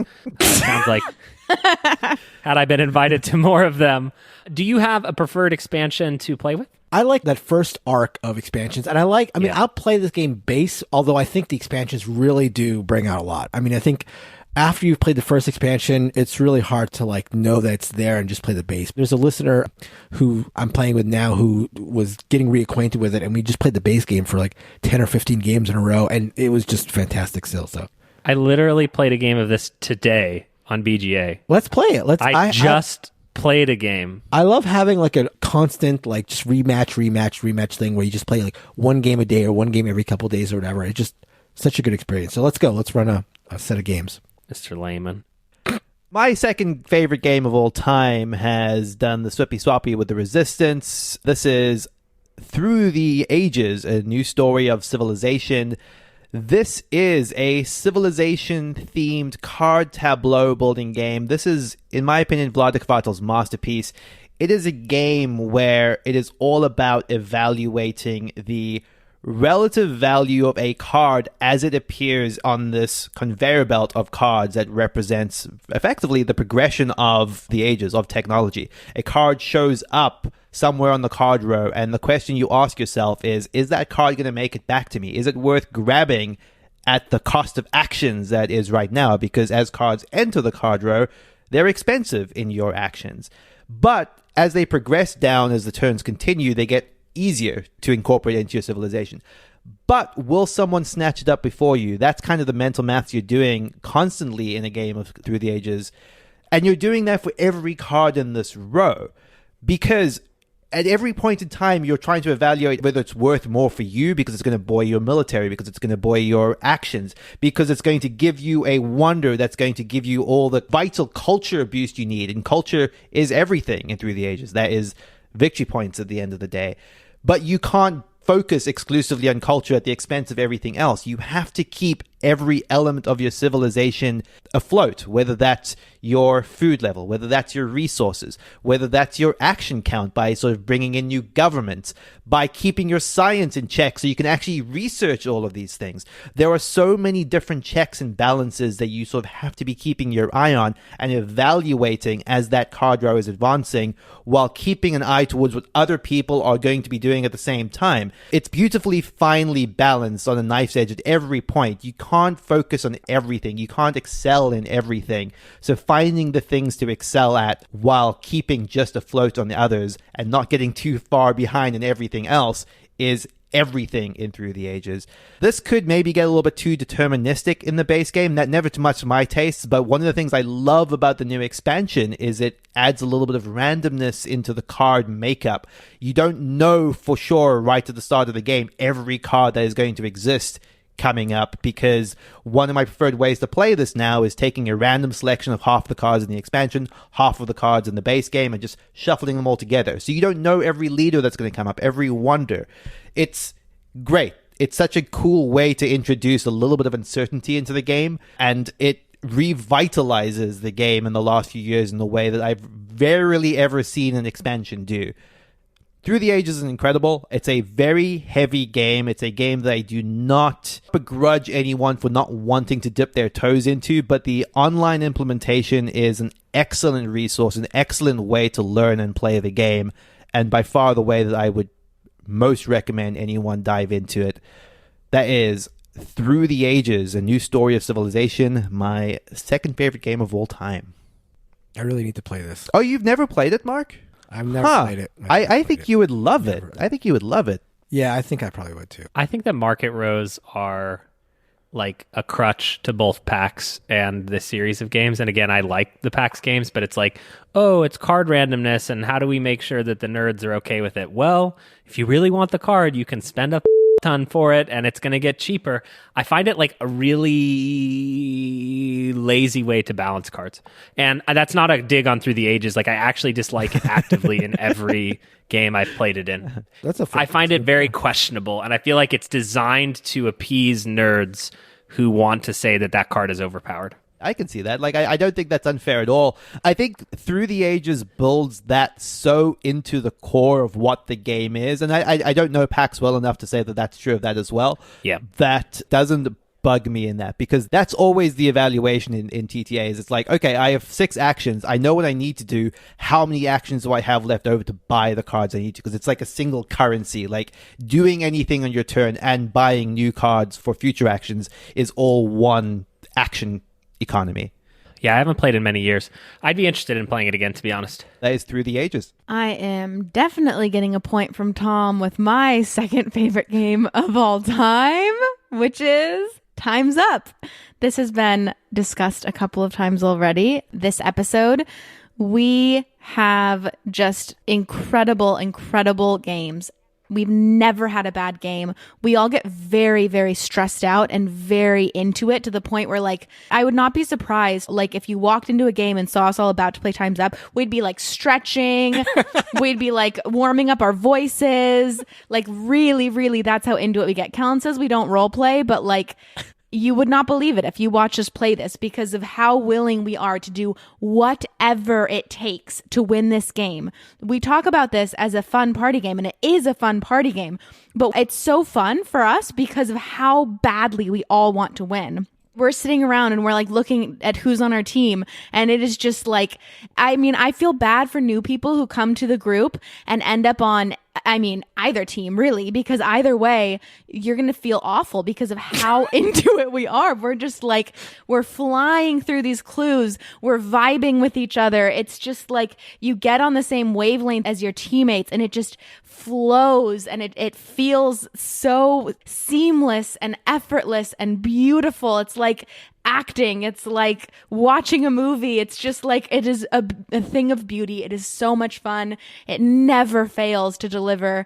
It's funny because when you describe it to somebody who's never played, they're like, oh, so your favorite game is charades. And it's just so much more than that. It's hard to describe to people who have never played it because it really becomes, and like Mark and Neilan both said, it just becomes this game where you're building inside jokes normally take like years within a group of friends to form.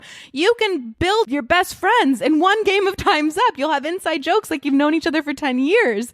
It is that incredible, and like it bonds you together. I might be overselling it, but I don't think I am, because it is my second favorite game of all time. It's always a great experience. Time's Up. Two things. A, I'm glad I let you lead the explanation on that, Christina, because I think you did it swimmingly. Secondly, I think that that's the thing that like a lot of people absolutely don't get when you sort of try to describe this game on the surface, is how much just the structure of it elevates charades. It's kind of like the idea of taking a social deduction game like Werewolf or something, and then you add one twist and then it becomes the Resistance, right? Like just by subtly altering the structure of charades effectively, Time's Up becomes something absolutely magical. Yeah, and I will also add to that, and Mark and Neilan both mentioned this as well, but we have been playing forever on our friend Dan's app, Celeb Party Game, and it changes it from Time's Up because this is pulling from Wikipedia of like all titles ever for like every movie, every book, I promise you, there will be things that in a million years, you won't know if it's a book or if it's a movie, or you won't know because it is so obscure. And that makes it so fun because you really have to get creative. And some of them are just so ridiculous that you're doing the most ridiculous things just to get your team to figure out what in the world you might be indicating. It's just, it also, you never get repeats. So like every single game when you're playing with the app is just endlessly new. I fear that anyone watching us play this game would think we were the cast from like Seinfeld or It's Always Sunny in Philadelphia because of how much of an we are about the scoring, where it's like he used the wrong tense of flew, or he added an S on that word so it doesn't count, exactly. He forgot the in the middle of All Along the Watchtower, and it's just like, it's literally like live or die by the point. So it's as funny as Telestrations and as competitive as any hardcore strategy game that we play. Yep. Whenever I play Time's Up and it's my turn, I always have the same, and it's not like a something I think about, but I always do the same thing. I always stand up in my chair and sort of bounce around on the balls of my feet to like get limbered up, and then I look at all my teammates. I'm like, "Hey, are you guys paying attention? Yeah. You ready? You ready to go? Ready to go?" It's like every time. Exactly. That sort of thing. Yeah. You make eye contact, and like if somebody is maybe not paying attention, you just like yell at them until they're ready. You know, like, there is no messing around if you're playing this game with us. And this is a quadruple crossover. Yes. That's right. So, what does Tom think about Time's Up and our quadruple crossover? Archipelago. I've still not played this one, but I've heard it's good, and I'm keen to hear your discussion on it in the episode. That's all the words that I wrote for this one. Race for the Galaxy is a wonderful tableau builder and Tom Lerman's best. So cheap, so slight, so deep, and that pulpy sci-fi art manages to make your colony feel evocative as heck. I only got my hands on a copy of this recently, and it's been a delight to play every time, so I can understand why, Mark, you've played it 226 times. My goodness, that is deserving of its second place spot. Through the Ages for number 2 for Neilan, which, isn't bad for a game that literally doesn't exist in the real world. I've never played this on a table. I don't think it exists on a table. But you know what? You could set it up if you wanted to. Christina then hopping in with Time's Up again. I still don't know what this game is. It looks like Christina doesn't either, because on the spreadsheet I'm looking at, it says Celeb Party Game / Time's Up. There's 2 of them. Does it come in a box? Did you guys invent this game? Does it have rules? Is it real? I don't know. Mark's got this one again with Through the Galaxy. Oh, Through the Galaxy? Mark's got this one again with Race for the Galaxy. What a super little box. Boom. Wonderful. Wonderful. All right. This is it. Number 1. All right, I'm going to cut in here. I am going to restore the order of CKMN, the original and true order that we're supposed to be going in forever, because my favorite game of all time will not be a shock to anyone. My favorite game of all time is Innovation, and this is a matchy moment. With me. With Kellen, yes. This is like my first board game love. This really was the game where I was like, oh my gosh, I can't believe that board games can be all of this. And then I just never stopped playing it. And it never, like every single time I played it, still to this day, it's still happening. It still gets better every time. Still, it is like, it doesn't even make sense how this game could be so good. It's not just nostalgia. I promise. It is so good. This is a tableau building card game. There are 10 ages, and there's no way that you will be able to believe what type of cards are going to come out when you're playing against your opponent or opponents. We prefer this. The Board Game Barrage group prefers this as a 2-player game. It is so mean. It is so heartbreaking. It is so painful. It is the most tactical game where you are just having to constantly pivot. You're attacking. You are building your tableau. Your tableau is being destroyed. You invest so much and it can just end, and you just have to keep fighting and fighting. You are constantly blown away by what these cards, like the rules are constantly changing. They're not, but that's how it feels. It's like you're going through this game, you think you know it, you've played it 100 times, and then you get a card in age 10 that you've never seen before, and everything you thought you knew about the game is turned on its head, and you're just like, I can't believe this can happen. And it happens, and it's just explosive. It's explosive. It's so much fun. I have a confessional. Uh-oh. Some could say a dashboard confessional. Innovation and its card powers have ruined all other card games and their powers. When you play another game, and even something as high, even something as illustrious as Mark's number 2 game, Race for the Galaxy, and you go, ooh, goody, card powers, they all pale in comparison to what the card powers can do in innovation. You hear about a game, you say there's card powers in it. Oh, it's Beyond the Sun. Oh, it's one of the hottest games ever, 2020. Oh my God, let's look at these powers. And in all of the cards combined in Beyond the Sun, you don't have 1/10 of the powers that are inherent in the deck in innovation. The things that you can do make you feel incredibly powerful and incredibly broken, and the game just feels like it's off the rails. It's like, this can't be balanced. There's no way this is balanced. And in fact, it's so unbalanced that it's balanced. I have just had a wonderful time. You know, Christina and I have a lot of crossover, and that's because we play a lot of board games together. And if you want to see us fighting, see us fuming and at each other's throats, there is no better game than Innovation. This game is a classic from Carl Chudyk. It costs less than $20. It is packing. If there is ever a box that has more to it than you'd think as an unassuming little thing, well, actually, I don't know. Mark's number 1 is unassuming and then doesn't deliver. Innovation is unassuming, but it delivers. I cannot express enough how often I have brought this to a gamer and just want to show them what the magic that's buried in what is just cards, just a deck of cards. The art isn't even that good. There is just so much love to be had. There's unique mechanisms like splaying that you won't find in other games. There are card combos on card combos, and boy, oh boy, it does not feel fair, and there is still so much to learn. I get whomped regularly in online innovation play. I cannot speak enough on how good I think this game is. I could never see myself getting rid of it, and I do not see myself tiring of it. Every game is a delight. It's also crazy because it does not feel fair. When you're playing it, it does not feel fair, and you're angry. This game will make you angry. I've just lost my mind shouting over this game, usually to myself, especially if I'm playing it online. I'll just start screaming. Not just to yourself. But you're not mad at the game, really.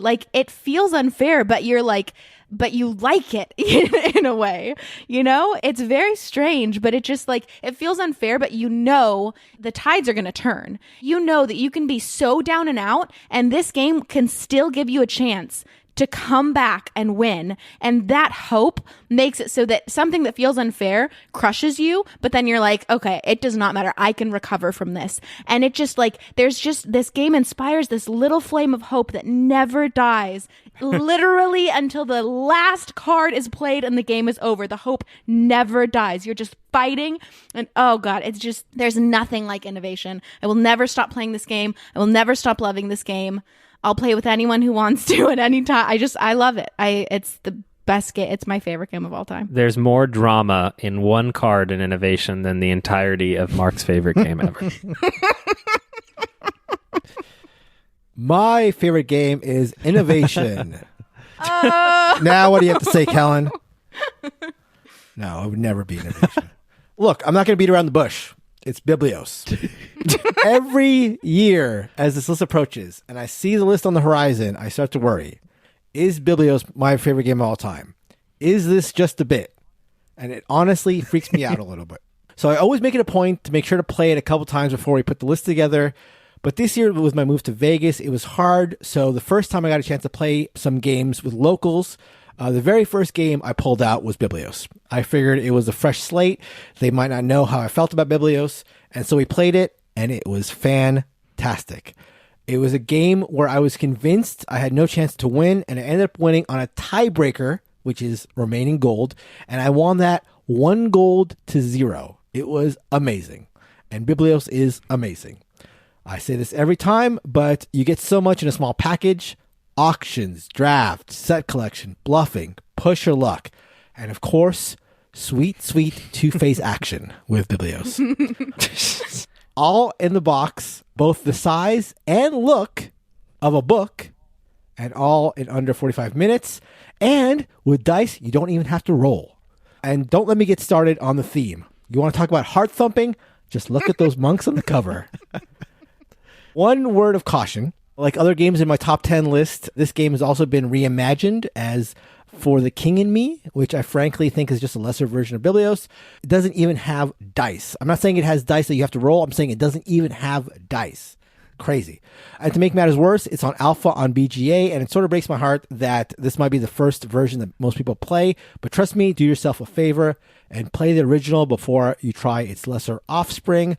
Biblios continues to be the greatest game of all time. In Mark's defense, it is a grower and not a shower. My first favorite, the best game of all time. I joked earlier about it being worker placement. You don't get more worker placement than A Feast for Odin. Unlimited worker placement. The most worker placement. A massive board full of possibilities. And I think possibilities is the word I'm going to keep coming back to when it comes to A Feast for Odin, because that is what this game represents to me. You know, worker placement is a mechanism like a bunch of others, and I don't think that A Feast for Odin necessarily is the use of worker placement that is going to be to everyone's taste. But what it does allow for is a wealth of different routes that you can navigate through the incredibly large gaming space that is A Feast for Odin. This is an all-encompassing thematic experience, which is going to sound bizarre, but an all-encompassing thematic experience of Viking life, which is to say it is about fishing, it's about hunting, it's about pillaging, it's about trapping, it's about farming, it's about feeding, it's about exploring. Somehow Uwe Rosenberg has taken this mad tapestry of the livelihood that it was Viking life and layered all of it into one game in a way that actually weirdly works. Like, it's this whole weird smorgasbord of actions and weird mechanics. But what is brilliant about A Feast for Odin is everything you do, every weird mechanism that's built on top of the system, all filters down into one thing. And that is your weird, bizarre, polyomino collection of bits that you're acquiring. And these come in all sorts of different shapes and sizes and colors, and finding the way to utilize them and upgrade them and get them to the appropriate color in that you can place them accordingly on your weird little home board and all of your expansion boards, creating this bizarre tapestry of weapons and hides and food and coins that just looks incredibly unique at the end of the game, is satisfying every single time. It scratches my polyomino itch. It scratches my itch just for a sort of a sandboxy game that still feels like it has cohesion, that it has direction, that it feels like I can sort of explore a different avenue every single time I play it as I'm navigating all the different possibilities that it allows, but still feels like within the grounds of one game, I have a route, I have a path, I have something to come back to.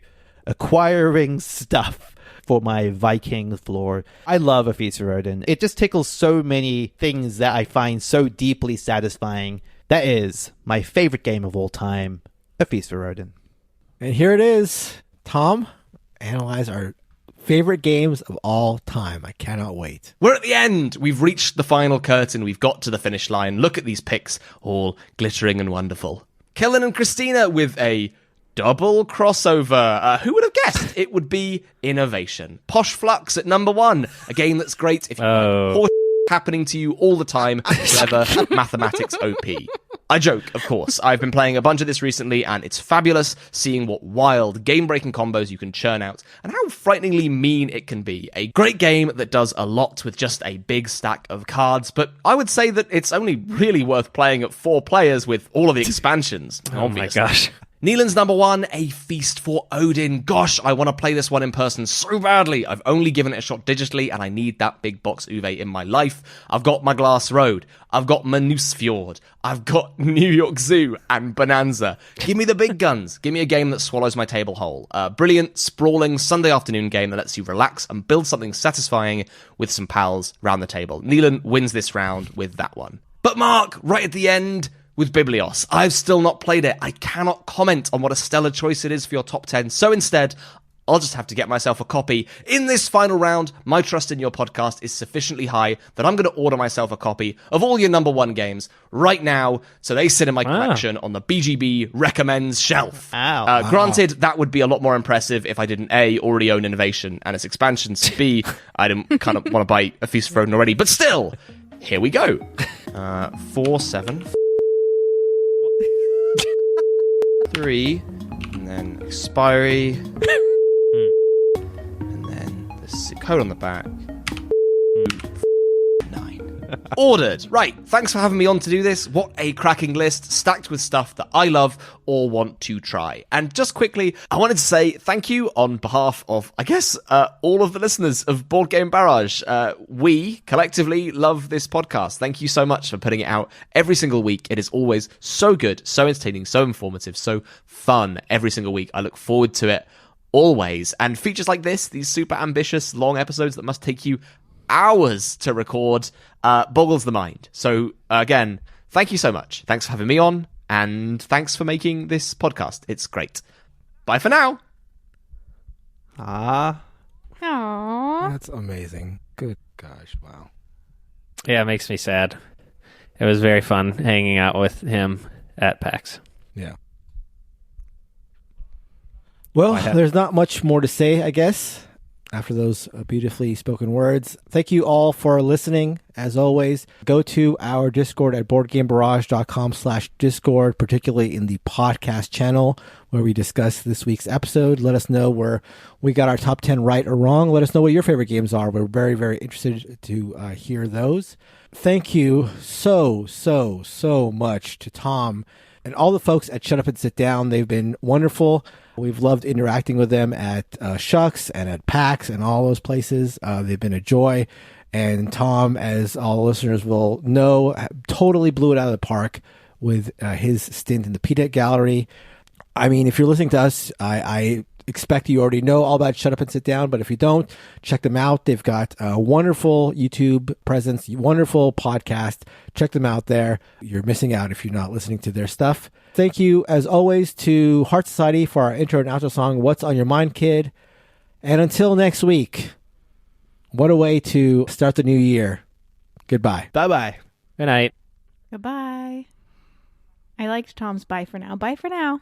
That's nice. I like that. Yeah, because he has to be on an episode so we can argue with him about some of his opinions. Goodbye.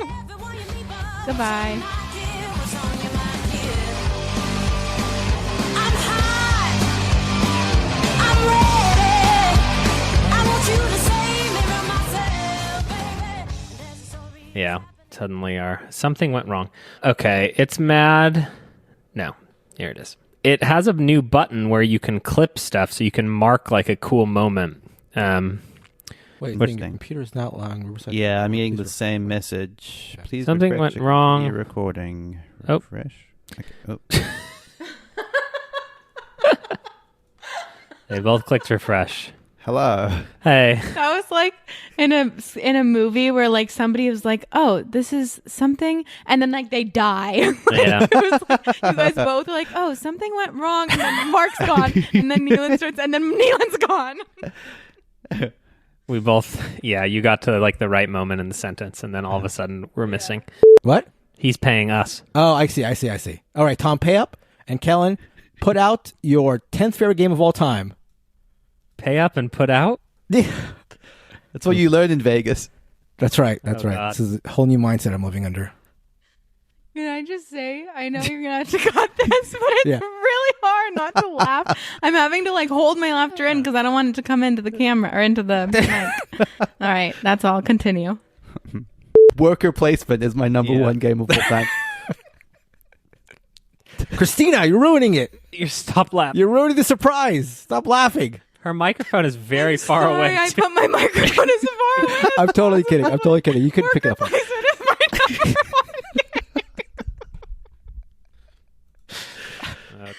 Oh my gosh. Okay. All right. I'm gone. So I'm going to pretend that we're going to introduce Tom, and then you're going to like... Oh, I thought I was Bust interrupting in. Tom. Okay, I'm busting in Yeah. when you're introducing Tom, and then I'm gonna go.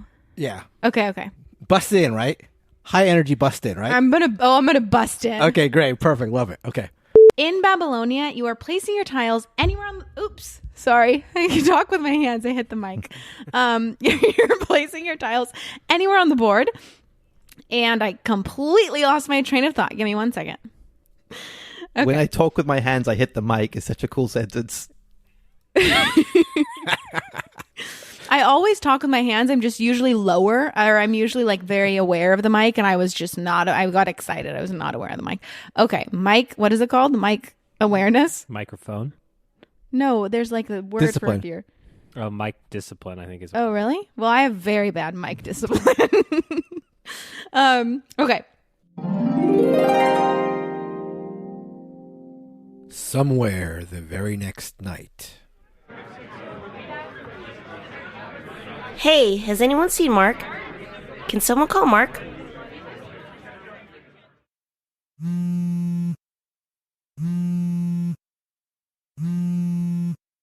Mark is just a great guy in every respect. He's handsome, strong, smart, and I think he deserves it. But He's also, the I do best guy, Tom. He's the best. Mark is just a great guy in every respect. He's handsome, strong, smart, and I think he deserves it. But He's also, the I do best guy, Tom. He's the best. Mark is just a great guy in every respect. He's handsome, strong, smart, and I think he deserves it. But He's also, the I do best guy, Tom. He's the best.